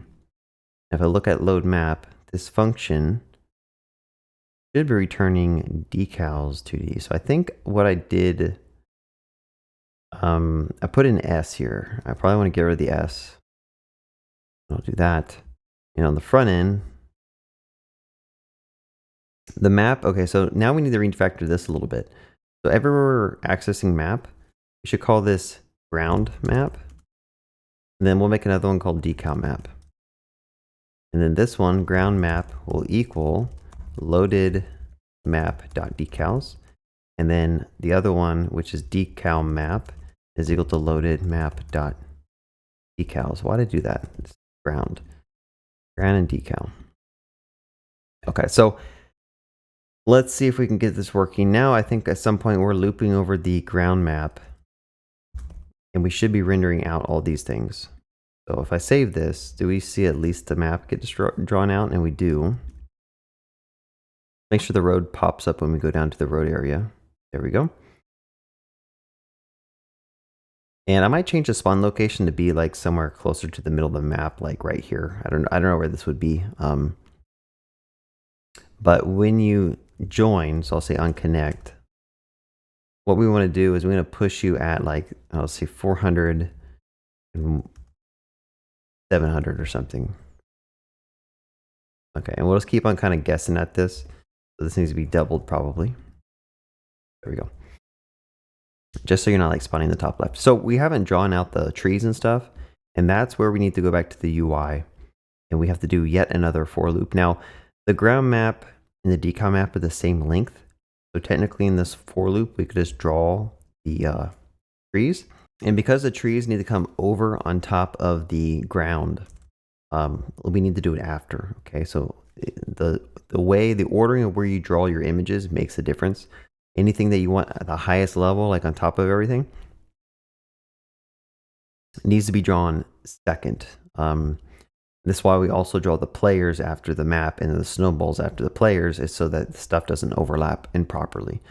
So now what we need to do is like everything should work fine.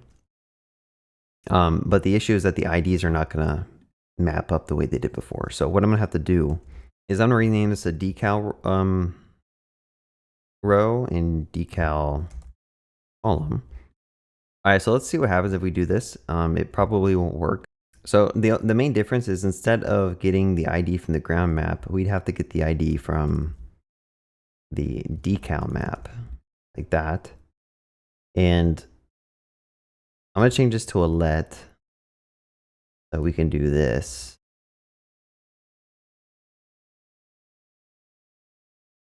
Okay, so that should hopefully, actually I might have to resize these things too. You know, at this point, like sometimes it does make sense to just do a separate for loop. Separations of concerns is a good thing to follow. Now you have two different for loops. Is it a little bit more inefficient? Sure, but it's still O of n squared, right?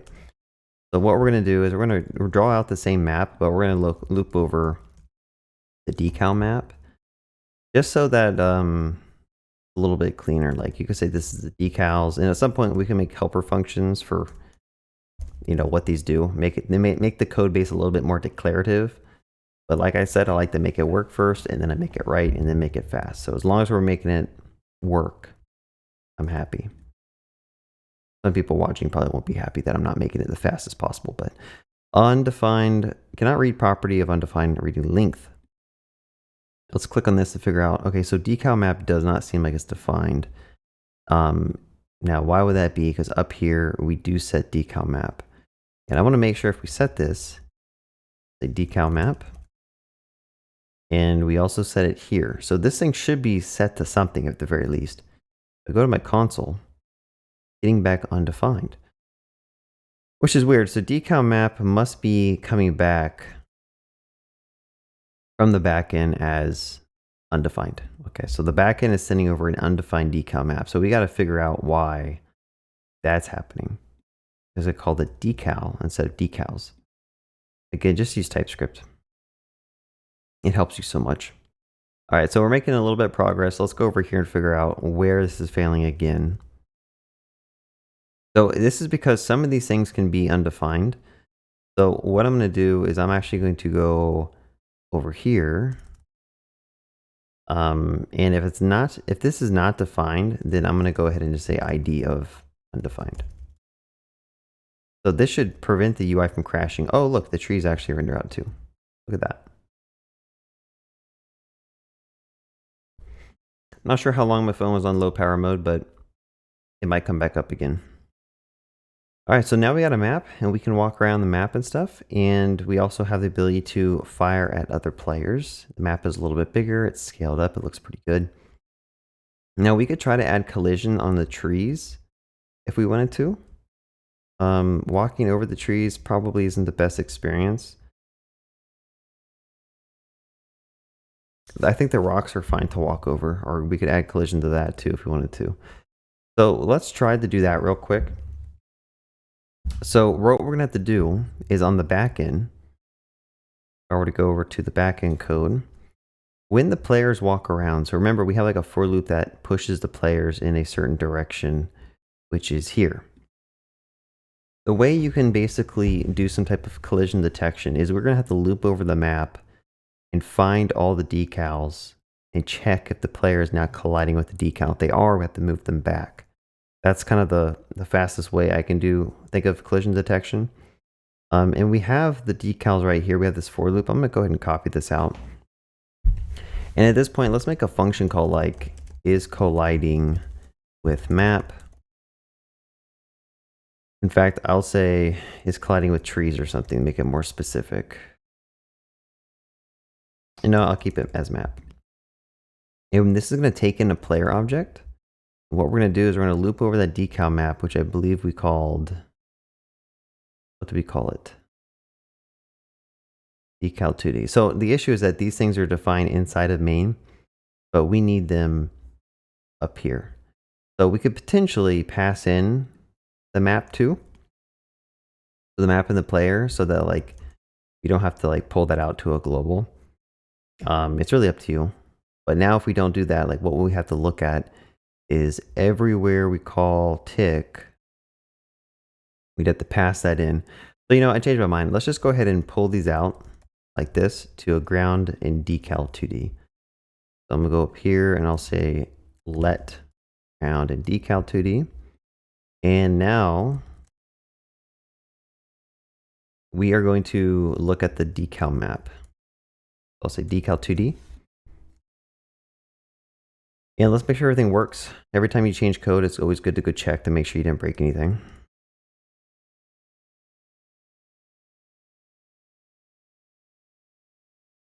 Instead of drawing images on the back end, we don't care about that.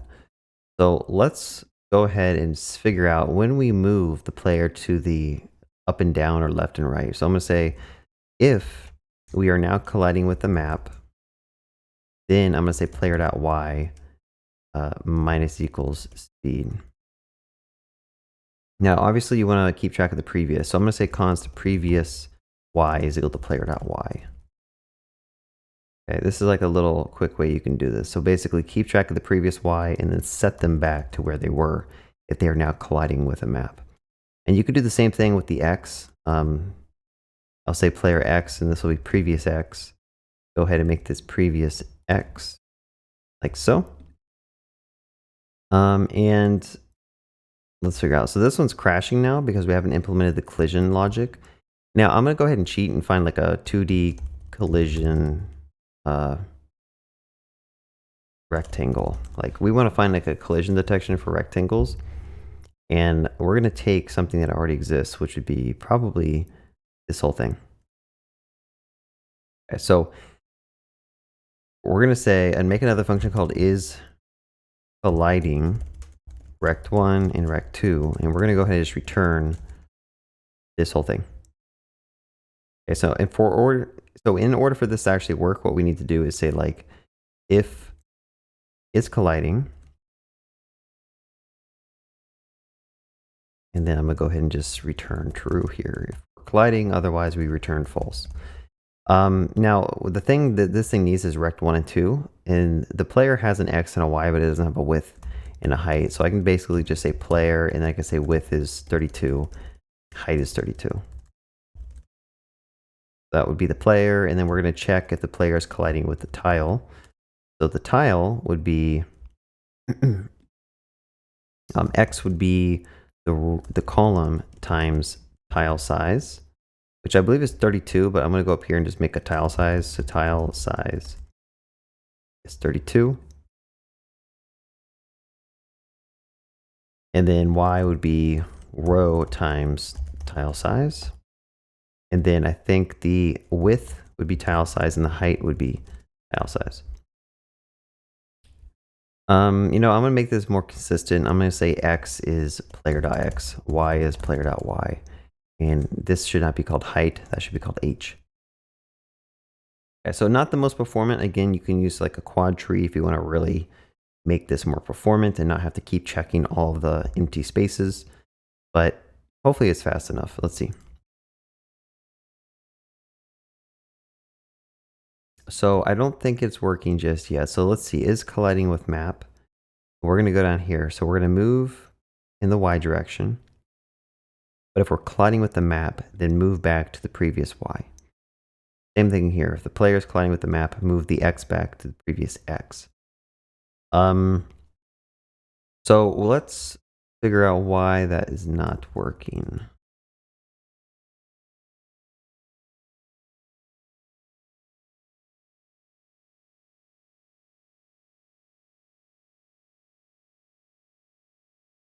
Let's make sure. So the row we loop over, so this should go from 0 to like whatever, 100, times by the tile size. Same with the x.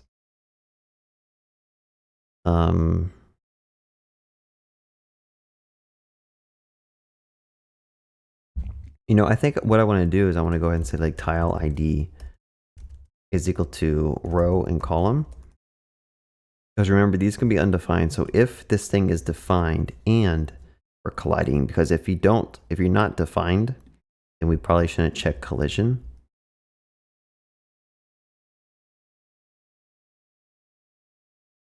It's still not working. So at this point, you can start throwing out some console logs, or you can start adding a debugger. I think adding a debugger would work best here. Now the issue is, how do you debug your backend code? Well, if you load up your debugger here, I'm going to say JavaScript debug terminal. And then I'm going to say node source index.js. And this should attach a debugger and stop right here. So what we're looking at is like, what information do we have here? It's saying that the tile is undefined at 0, 0, which is expected. And what I should do is put a break here, like that. I wish I could remove this debugger statement. I don't know if I can. But let's look into is colliding and maybe figure out if like there's something wrong here. So I'm going to click play and see if it takes me to that. I might have to refresh my debugger. Let me rerun that.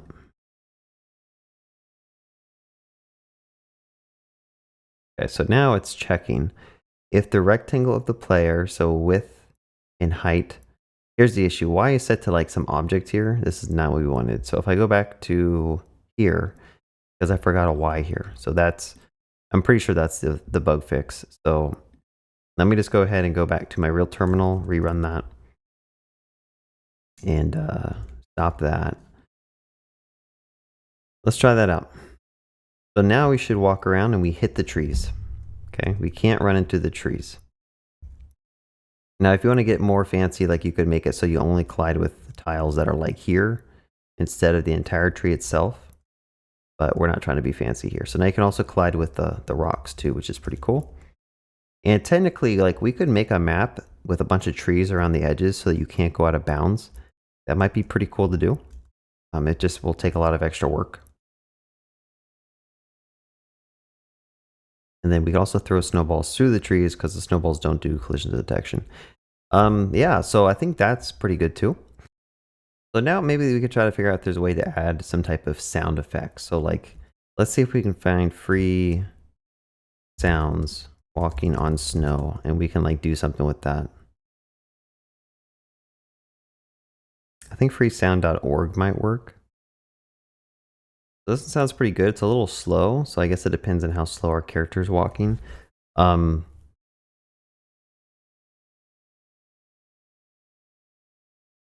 gonna go ahead and just inspect the source, and then I think I should be able to like just download this, I think. Let's see, there's an OG audio here. Let's connect and see if we can grab this one. Go ahead and download this one, and we got some walking on the snow sounds.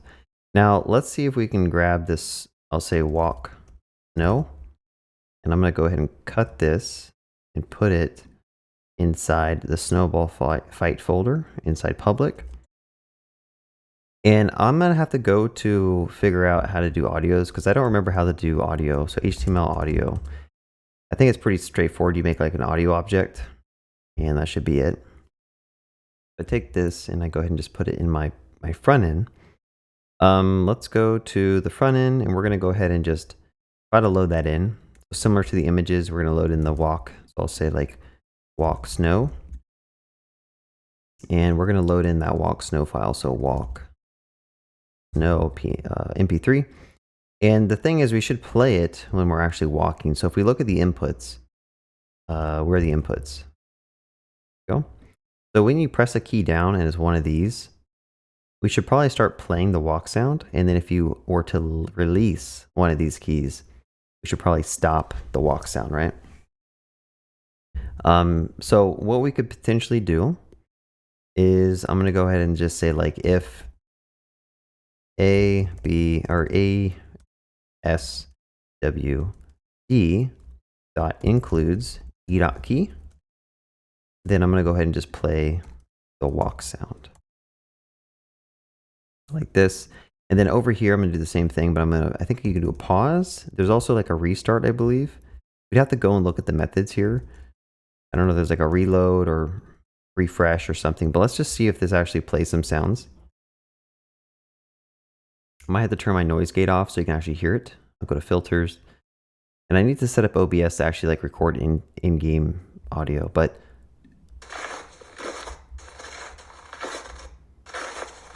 okay, so it works. It's just a little bit slow. Like I think it needs to be like sped up a little bit. Now the way that you can speed this up is you could potentially load up like a sound editing software like Audacity, which I don't have installed, and then you can kind of reduce the frequency or something and it'll kind of speed it up. But I think it's fine for right now for what we're doing.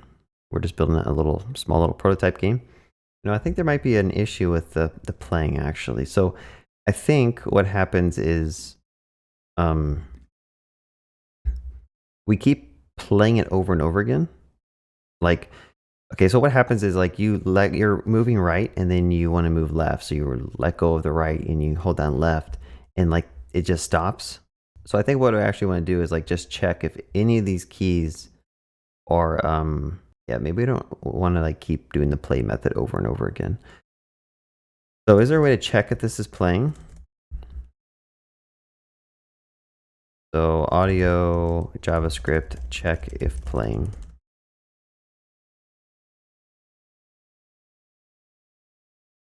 Looks like you can say if it's not paused. So I'm gonna go ahead and say if you've held down one of the keys and the audio is not paused, then we're gonna play it. Maybe that'll fix the issue, maybe not. Okay, now I'm not hearing anything. So let's go back and look at this. Okay, if it is paused, then we should play it. I think that didn't do much of anything. Also, what we could also check is basically how do you restart the audio? So HTML audio, JavaScript, restart from beginning. Current time is 0. So let's try that. So when you basically pause it, I'm going to reset the current time to 0 and see if that makes it any better. Anyway, so you guys can't even hear it, but I think the idea is if you make the walk snow a little bit faster, it'd sound pretty good and it won't sound so like loopy. But I think that's decent for a start. I mean, we could also do a sound when you throw a snowball if we wanted to, but you guys can't even hear the sounds on my computer, so it's probably fine to like not even worry about that anymore. All right, so I think the next steps. So the next part that I wanted to do is I wanted to add in some in-game voice so people can talk to each other. And for right now, I might actually take out the sound playing because it's kind of annoying as I'm trying to speak. But if we could add in some type of in-voice game so that 2 players can actually chat when they're in proximity, I think that would be pretty cool. And what we're going to be using for that is something called agora.io, which you can basically set up a way to do that. So let's just go over the project management after you sign in. And we have a couple of things over here. I'm going to make a new one called Snowball. And let's see if there's like any type of gaming. Here we go. Game voice. There we go. And we're going to just do testing mode for right now. So we don't have to worry about all the security stuff for our little prototype. But once we set up our Snowball game, I'm going to go ahead and click config. And we have access to the app ID, which is what we're going to need for basically people chatting with each other. Now to get the Agora SDK working in the front end, we have to basically go find where that is. So I'm going to go to Agora SDK JavaScript. Actually, if you go to the docs.agora.io and go to the download SDK and click web, that's where you can download the voice SDK. So let's just go ahead and do a direct download and we will figure out how to get this going. I'm going to open up the zip file and we should have a couple of JavaScript files that we can use. In our case, we got jQuery here. I don't think we'll need most of that, but this is the file that we probably want, this Agora RTC. I'm gonna go ahead and copy this and I'm gonna go and put that in our game folder. So let's go to workspace. I'll go to public here and let's paste it in right here. And if I rename this so I can grab it, I'm just gonna go ahead and copy that. Now let's go back to our code base, and in the front end, remember, how do we import some of these utility scripts? I'm gonna go like this. I'm gonna say import that Agora script like this. Okay. So now hopefully if I go to my UI, it should try to load that script in and something should happen, I hope. So refresh the page. It does get a 404 not found. I wonder why. Because I didn't put .js at the end. So let's just go ahead and put JS here and refresh. Make sure that when we try to fetch the Agora thing, it does work. We get a 200. So now the Agora SDK has been loaded into our app. And what we want to do is we want to basically connect. When the game loads, we want to connect to the Agora servers so that players can communicate with each other. Now, I think when I did the download, it actually gave us some examples of how we can do this. So if I were to open up these two, let's just give this a shot and see what happens. I'm gonna put this in VSCode and see. Yeah, they give us some example code of how you can like join and do all this other stuff.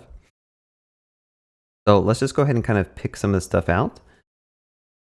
And hopefully it's not too hard to get going. I'm gonna go ahead and copy some of this client stuff out and just paste it here and go ahead and put const.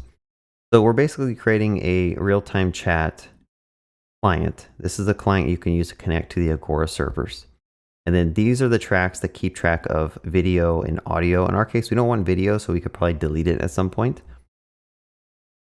And then some options over here, which I think we need to go back to the Agora dashboard and we need to get the app ID and we're going to put that directly here.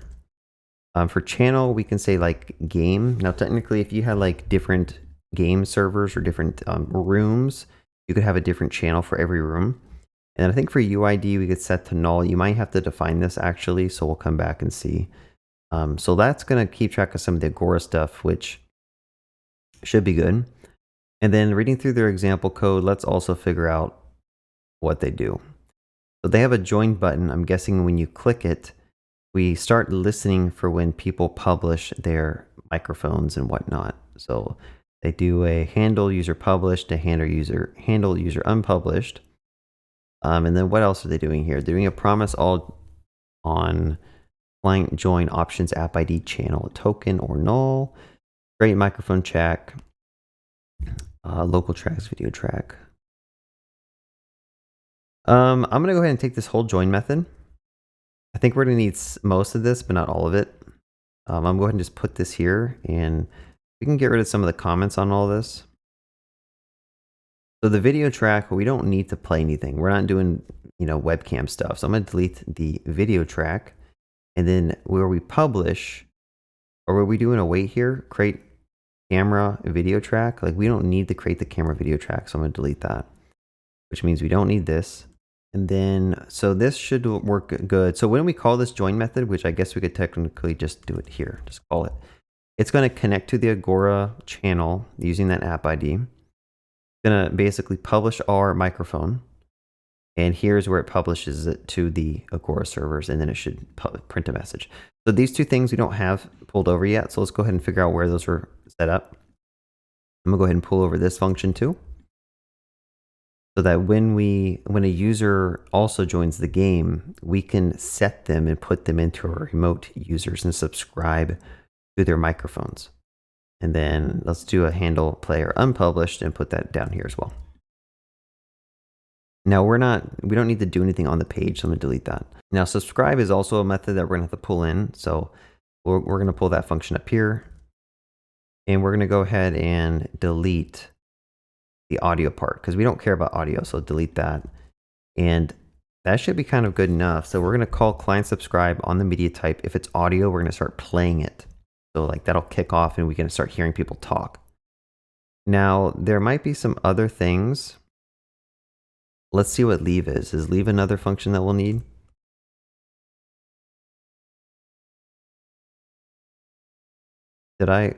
Hold on, did I delete something? Let me go here. Does something call leave? Oh, I'm sorry. Let me open this file. I accidentally closed it. So let's go and open this back in VS Code. Who calls leave here? Okay, so that's when you click leave, which I don't think we need to worry about.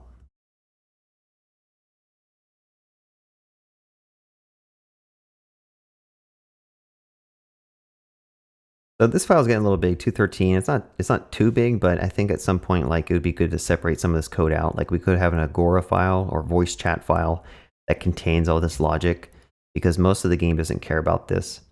Just keep that in mind. I just want to see if this works first before I do anything. So let's go back to the UI, and when I refresh the UI, it asks if I want to use my microphone. So let's click allow. Then over here, I'll do the same thing. So testing. Testing, testing. Hello? Hello? So I don't think it's working just yet. Let's go ahead and figure out why that would not be working. Parameter is not a local track. So I think we're sending something wrong in here. We're doing a publish, and yeah, let's just go to .publish. So here, I think this needs to be local tracks audio track, because where's local tracks coming from? I don't even know where that comes from. Oh, it comes from here. Okay. So I think the issue is that we're publishing a null for video track. We don't need video track. I'm going to delete it. And then I hopefully can kind of get this working.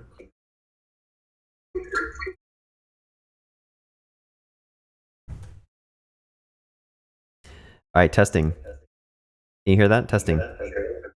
Testing.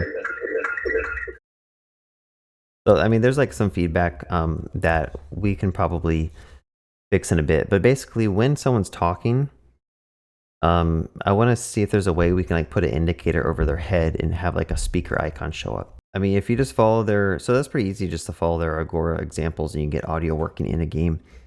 But how do we actually know if someone is talking?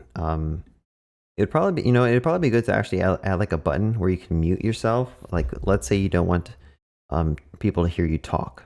Okay, so let's add a little button where we can actually mute what's the people talking. So if I go to the main index file, I'm gonna go ahead and just add a button here. I'll say like button ID is called mute, and I'll just call a button like this. Now I think this will show up at the bottom of the page. So like we're gonna have to style this a little bit. Again, like we're barely using any styles.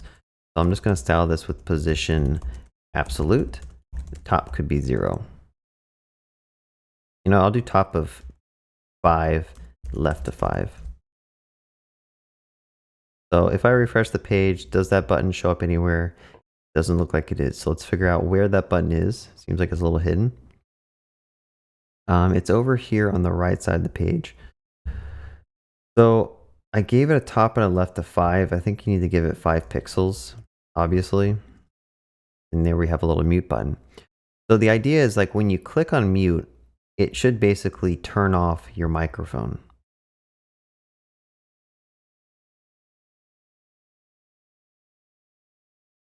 So let's try to figure out how to do that.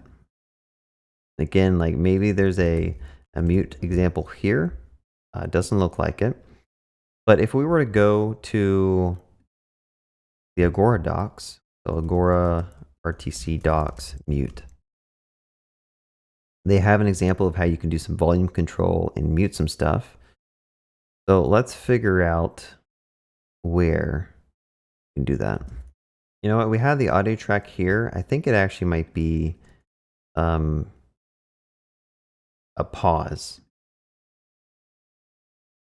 I think we can say pause or stop.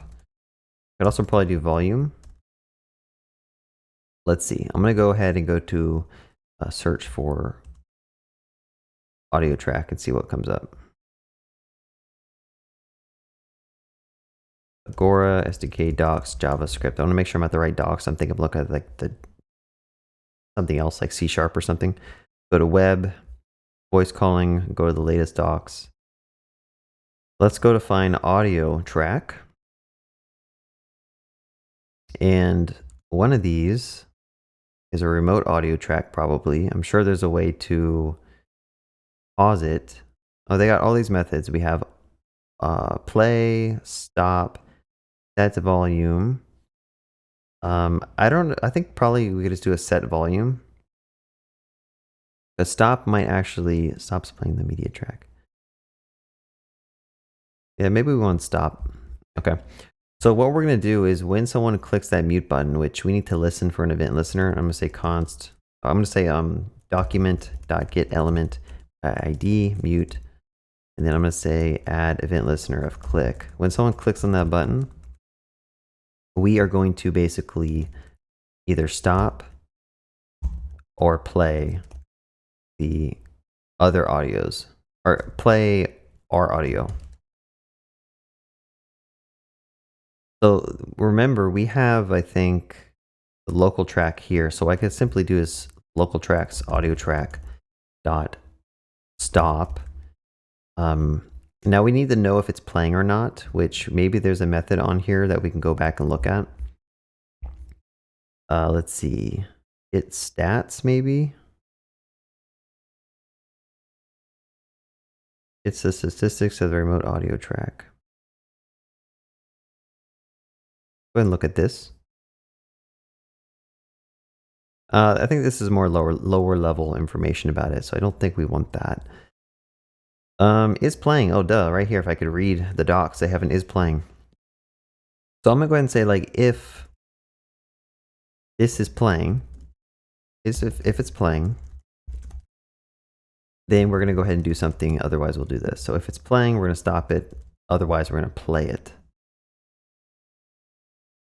Okay, so let's test this out. I'm not too sure if this will work, but hopefully it will. Refresh both these pages. And the idea is that if I were to talk, we get the feedback right now. If I mute, do I get feedback? Testing. No, I don't think I completely did this right. I think, so the audio track is not the same as the microphone track, I don't think. Let's see.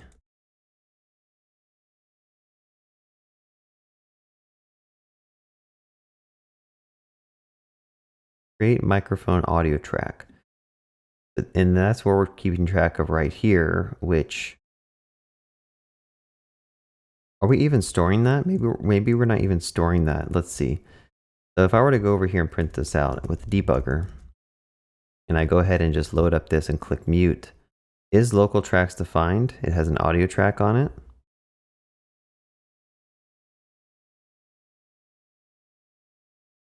As a muted. So going to Stack Overflow, looks like someone else says you can do a set enabled true and false. So let's try doing that instead. I'm gonna go ahead and say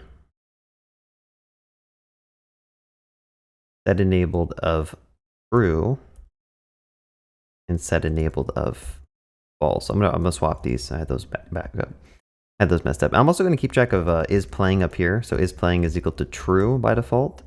And then I'm gonna go ahead and just say if it's playing, then we're going to go ahead and just negate that like this.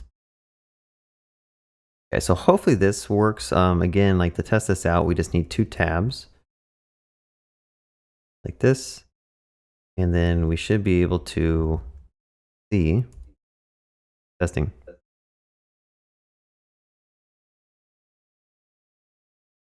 Testing.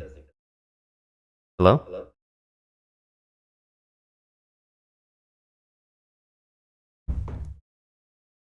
Hello? Hello? Hello? Yeah, so I don't hear an echo anymore. It'd probably be good to have the actual like button say unmute after you've done it. So what I'm gonna do is I'm gonna pull this button out. I'm gonna go say const mute button is equal to this. And then we're gonna kind of use that. And then if you are playing or if you paused, I'm gonna go ahead and say inner text is equal to unmute. And then otherwise I'll say mute. Let's make sure this works. I should be able to click it and it should toggle. Okay. So if they're both on unmute, like so, does it still work?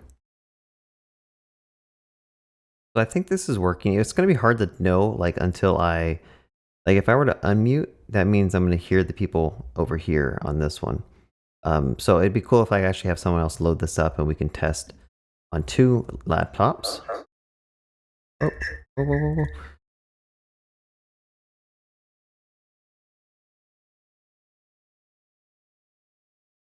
Yeah, so you can see like the red icon over here. That's basically saying that this one's recording. And I think the audio is actually playing on this one. So I think it's working fine. If I were to go over here and mute this, I think the red goes away. And now we don't hear anyone talk. And if I do the same thing, if I click unmute on this one, the red pops up and the sound comes up over here. So we got it working fine. I think it'd also be cool to like basically put an icon over them if they're muted or not. So you could potentially hear them. I don't know if there's a way to check on the audio levels to see like if it's over a certain threshold, then like put the icon. Like you've probably seen that in CSGO and other games where like only when you're talking does it show up. We could also have like a push to talk key, which might be pretty cool. Like you can hold down a talk key and that will show something, but let's just do the simple icon.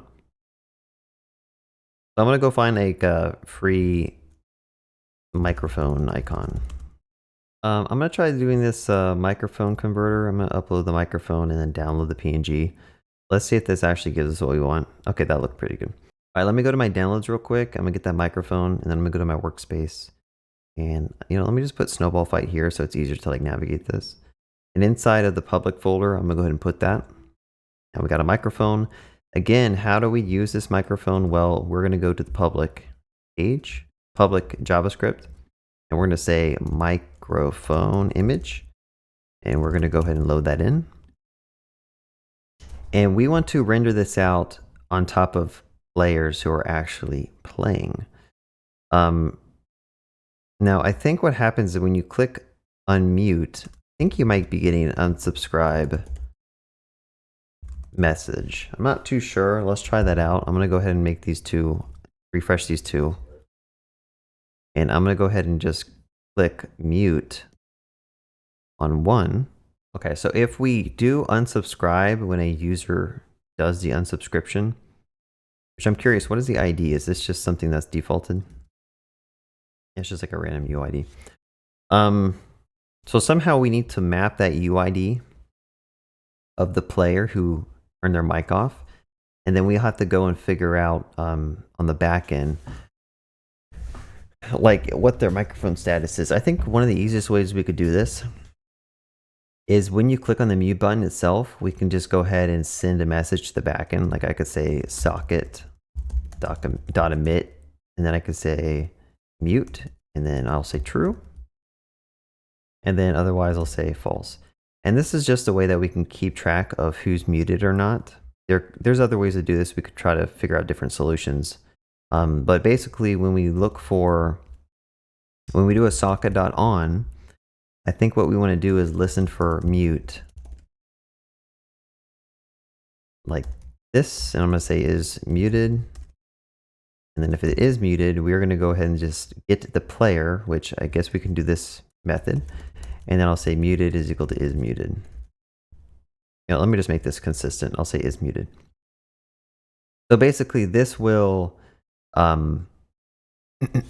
set the player to muted or not. And then we can use that on the front end to basically render out the microphone. So when we draw the player, which I believe is down here near the bottom some, we can also draw that microphone image. So I'm going to say canvas, draw microphone image, and also check if the player is muted. So if they're not muted, I'll draw the microphone. Let's see if this will actually work. Again, this is just like a prototype solution. Let's see if it does draw something over their heads at least. And we might need to set it as, oh, it is defaulted to show. And then it goes away. So it's over their head right now. Let's move it up. I'm going to move it up maybe 20 pixels and then push it over 5 pixels. Let's see if that makes it look a little better. Let's do 28 pixels. You know, now that I think about it, maybe we shouldn't use a microphone. Maybe we should use a speaker. Yeah, that's typically how you do it. SVG to PNG. Let's change this up a little bit.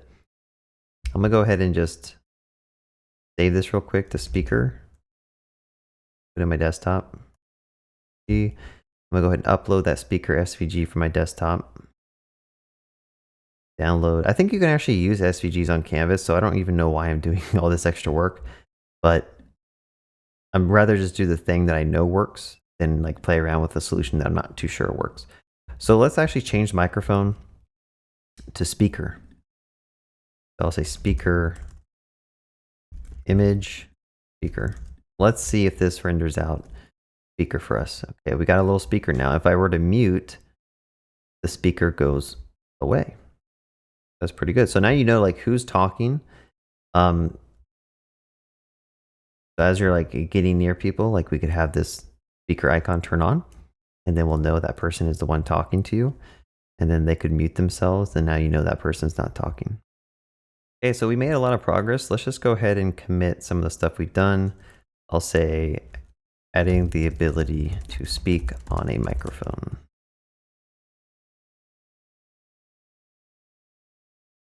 Now, at some point I would like to get like proximity chat set up. I'm not really sure how I could do that. Basically, we'd have to link every player with their corresponding Agora ID so that we could change the volume of the audio track based on the distance. We could try to figure out how to do that. Go to the front end real quick. Now the issue is like you don't know what your ID is.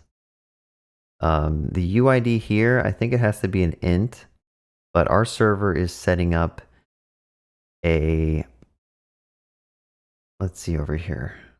We're setting an ID when the player joins. So what we could potentially do is like when a player joins, I'll say on connect, I think we create the player here. So I could say like voice ID, and we could make like a separate ID for that if we wanted to. And then I could just say like math.floor, math.random, and then we're going to times that by like 5,000 or something. I think it just needs to be some random ID that's like certain size. I'll just do that. I'll make some random big number. Hopefully this works. All right, so what I think we need to do is we need to assign like a unique UID here when you first load your page so that we can keep track of that and other players know what UIDs like left and joined and stuff. So what I'm going to do is I'm going to say UID is equal to math.floor, math.random times, let's just do like a big integer like that, and we can use that here.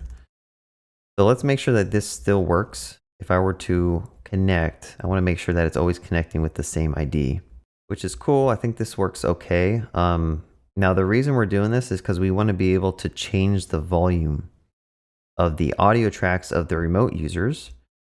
And we don't know how to do that unless we can do the distance between the players in that ID.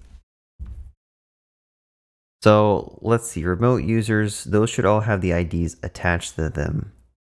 But when we join, I think what we want to do is we want to send to our backend. I'm gonna go ahead and say socket.mit voice ID, and then I'm gonna say UID. So that we can tell the server, hey, this is my voice ID. I don't know if there's any like security issues with that approach, but we're gonna try it out anyway. And then we're gonna go ahead and listen for voice ID here. And then once the voice ID comes in, we are gonna track it on that player. Like that. So find the player and then put their voice ID on the player object itself. And what this allows us to do, hopefully, is on the front end, we could basically change the volume of the different remote users' audio tracks based on their distances. So down at the bottom, I guess we could just go ahead and try to do that. Or we could do it here. So we're looping over all the players. But let's get my player over here. Oh, we have my player. So I'm going to go ahead and say, like, if player is not equal to my player, then we can do some audio volume changes. And what we want to do is we want to say, get the audio track, which again, I think we have a list of external tracks somewhere. Go ahead and delete that one. Let's see, where do we keep track of that? Remote users. So remote users, the user ID, the UID. Okay, I think I understand what we need to do. So I'm going to say remote users player dot voice ID. And if this exists, which it should, I don't know why it wouldn't. So if it exists, we're going to go ahead and set the volume of that, which, let me just put a debugger here because I don't even remember what it looks like.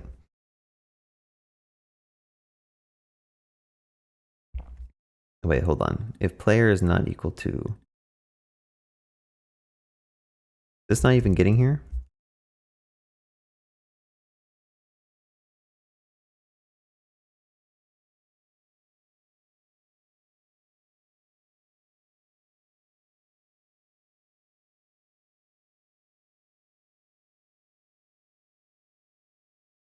I don't know if remote users is getting set up. Hold on. Handle user published, remote ID. Yeah, I mean, we should be setting them here. So what I'm actually going to do is put the debugger here instead. And delete some of the stuff. Refresh both these pages. And why is this not? Oh, here we go. All right, so we have an ID here. And then we're setting it on remote users. And then we have the ID. Now, I think the issue is maybe like,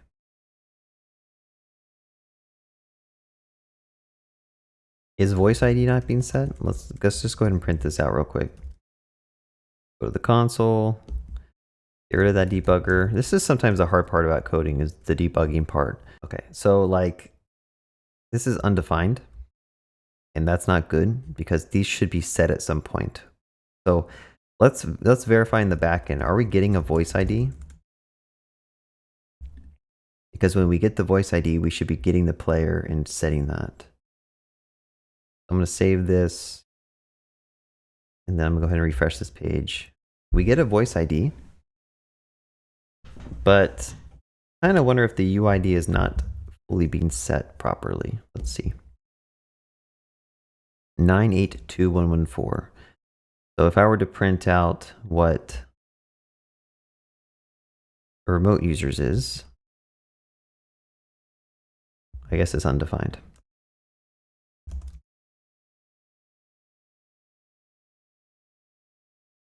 Yeah, this ID seems a lot bigger than the math.random that we're doing.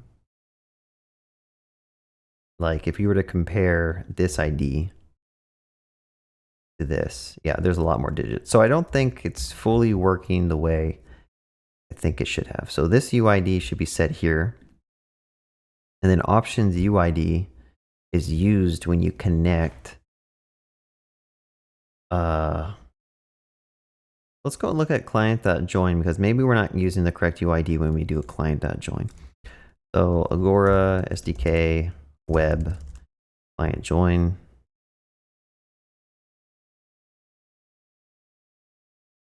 Should just keep these docs open. I don't know why I keep closing them. Let's find join. Join a channel. What arguments does this take in? It takes an app ID channel token, and then a UID is the last one. So we need to pass in the UID here so that like we know what it is. Let me make sure that this is actually kind of working now. Let me refresh both these pages. Okay, so now these are defined. That's good. I think that's good. So what were we trying to do? We were trying to calculate the distance between yourself and the other player. So if I go back to the UI, it's a hard problem to solve, but we'll figure it out. Player of players. This is where we loop over and draw the players at. Basically, let's see if we're getting here.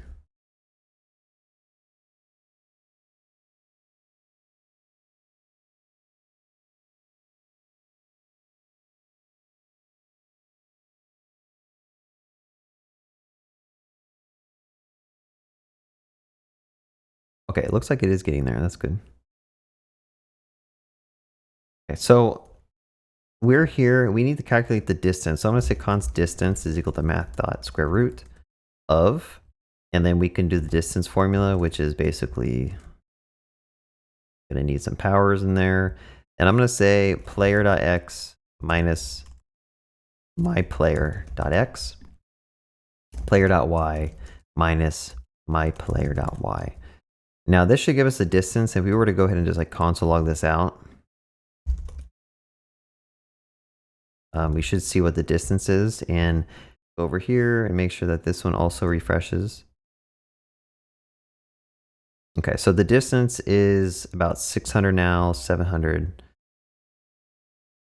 Let's just do like 700. So based on the distance, we can do a ratio. Like I say, like ratio is equal to distance divided by 700. And then I'm going to say math dot min between that and 1. Okay, so like that should make it between 0 and 1, and then we can go ahead and like set the volume based on that. So I had to go back to the Agora docs and figure out how do you set the volume, which forget how you do that. Audio track. Go to remote audio track and look at what this has. This has a set volume. So we're going to go ahead and say remote users player.voiceid dot set volume is equal to ratio, and I think it needs to be 0 through 100. Yeah, 0 through 100. I'm going to go ahead and just times that by 100, and I'll say math dot min x. Actually, it just times it by the ratio. But I think I might have this backwards. The closer you are, the higher it needs to be. So I think what I need to do is say a 700 minus this. Or I'll just say 1 minus that. So if you're 700 away, it'll be 0 minus 1, which should give you a 1. Hold on. If you're if you're really far away, then this will become 0. Which, okay, maybe we don't want to do that. Maybe this is fine. The further away you get, the lower the ratio is going to be. No, hold on. Okay, I'm just confusing myself. So if this is 700, this would be 1. 1 minus 1 gives you 0, times ratio gives you set volume as 0. If you're really close, if this was like 10, this would give you a low number. 1 minus a low number gives you a high number, times that by ratio of 100. Okay, yeah, I think this works.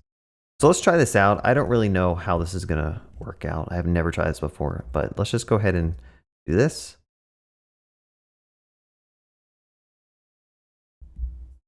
Okay, it's saying set volume is not a function. So remote users, let's figure out what this is, because I thought it would be like I might have to do remote users audio track or something.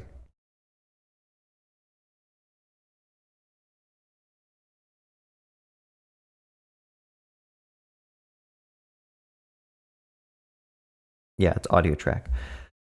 So I think also, yeah, we'll say audio track, like here, remote users audio track dot set volume. Let's see if this works. Okay, it still can't find set volume. So maybe we need to make sure that the audio track is also defined.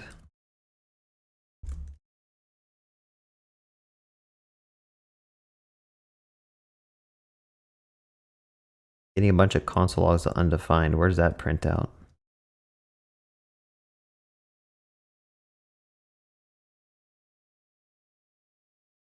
Is this working? Hello? Testing. Testing. Testing. Don't think this is working. Let's just go ahead and print out what the volume would be. Like if I go ahead and just print out this ratio, it should be between 0 and 100.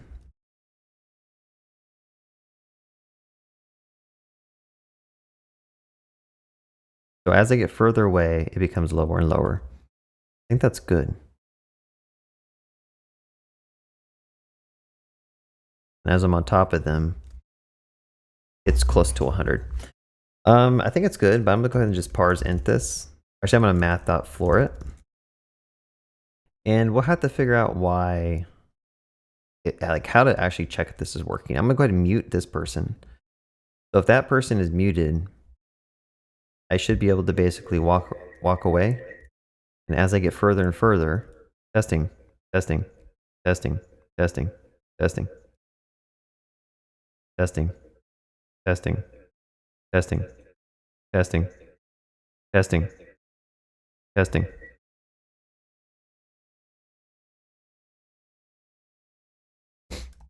And I'm gonna go ahead and just put this here as a separate thing, and then I'm gonna put this here. Instead of using the promise all, like I think it's fine just to do this. I don't think it'll change anything with our code base, but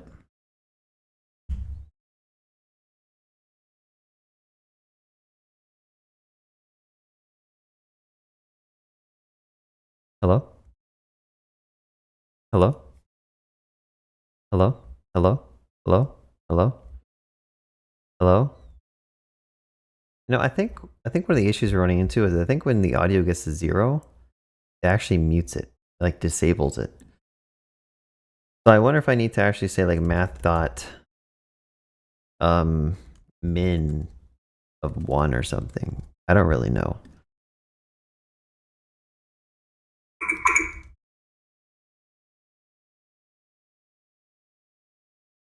Testing. Hello? Hello? Hello? Hello? Not min, I need to do max. So the max between 1 and this. So like it never goes to mute. Hello? Hello? Hello? Hello? Hello? Hello? Hello? Hello? Hello? Hello? Testing. Testing. Testing. Testing. So I noticed that there is a little bug with the voice. Basically, I had an X here. I went ahead and changed that to Y. I had my math wrong, and now the voices work pretty fine when you get within proximity of each other, so that's pretty cool. But I think that's kind of all I wanted to do in this video. Obviously, there's a lot of stuff I could do to clean this code up. There's a way I could split this code up into smaller files to make it more modular and manageable. Stuff like this could be pulled out into a separate function called like render decals, and then up here we could have another function called render ground. But I think this was kind of a good enough game to show as a prototype, and the file's still not too big. It's 250 lines, so it's not that bad for the front end, and the back end is also pretty short. It's about 182 lines. So at this point, we need to kind of deploy this to somewhere so that people can actually use it. And I do want to say that I think I had to add in off the camera, I added in a process.env.port variable up here so that we can successfully deploy this somewhere. Typically, you want the port to come in from an environment variable so that you can dynamically change it. And a lot of services set the port, such as Railway app, to get this deployed. All right, so to deploy our application is actually pretty easy with Railway app. You basically just click on New Project here. And I want to deploy a project from an existing Git repo. Remember, we just created a Git repo up here called Snowball Fight Online. So I'm just going to go ahead and click on Snowball Fight Online. And I'm going to go ahead and click deploy now. I think there's one more thing I forgot to mention. In the package.json, you have to set up a start script so that Railway knows how, like what command to run your application. So in our case, we're just going to say node space source / index.js. Okay. So let's just go ahead and click deploy now, and that'll kick off a build. I believe behind the scenes, it builds like a Docker image, and that will basically build the image and then deploy it. So while this is building, what you need to do is you need to go to settings and you need to set up a domain. So I'm gonna go ahead and click generate domain, and that'll give you like a really basic domain you can use for hosting this application. I think you can hook up a custom domain if you want to, but obviously we're not going to be doing that. So as this thing is deploying and building, you can see it turn green. So everything looks good and it's actually hosting our service now. So let's go and click, command click on this URL, and hopefully it'll take us to our application. It's still being set up. So let's give it a second or two to like fully finish. I'm going to refresh the page. I think there's an issue. I deleted the project before I made this part of the video, and I recreated it with the same repo. So I'm going to go ahead and just update the domain real quick to something new so that hopefully it can point properly. Let's just go ahead and see if this will work now. I'm just adding my snowball fight, and hopefully this will work. All right, so there you have it. So the app is fully deployed to this little temporary domain. I'm gonna go ahead and click allow so that the user has access to use the microphone. And now this should be fully integrated with Agora, and the microphone should be working as well. You can go ahead and go up here and mute and unmute your microphone if you don't want people to hear you. And that's about it. That's all I wanted to do in this video. So I hope you guys enjoyed watching this. Again, all the code will be hosted at this Git repo. So be sure to check it out if you want to see how I did any of this. And if you want to clone this, feel free to do whatever you want with this code. It's MIT, so you can do whatever you want with it. You can build upon it, you can add on to it, make this more enjoyable to play with. Like always, be sure to subscribe if you want to get more content like this in the future. You can leave a comment if you have good ideas of what I could build in the future. I do enjoy building like kind of these simple little games just for fun. And like always, I have a Discord if you want to go and join and talk to me directly, or just join to like get help with whatever you might be stuck on. We are trying to build a community of friendly developers to help you get through whatever problems you might have. So feel free to check that out in the description. And like always, have a good day and happy coding. Where are you? There you are. Bring it on. Oh, for real? Just like that? Yeah, we're going to play for real. Throw snowballs at me. Ooh. There you are. Mm-hmm.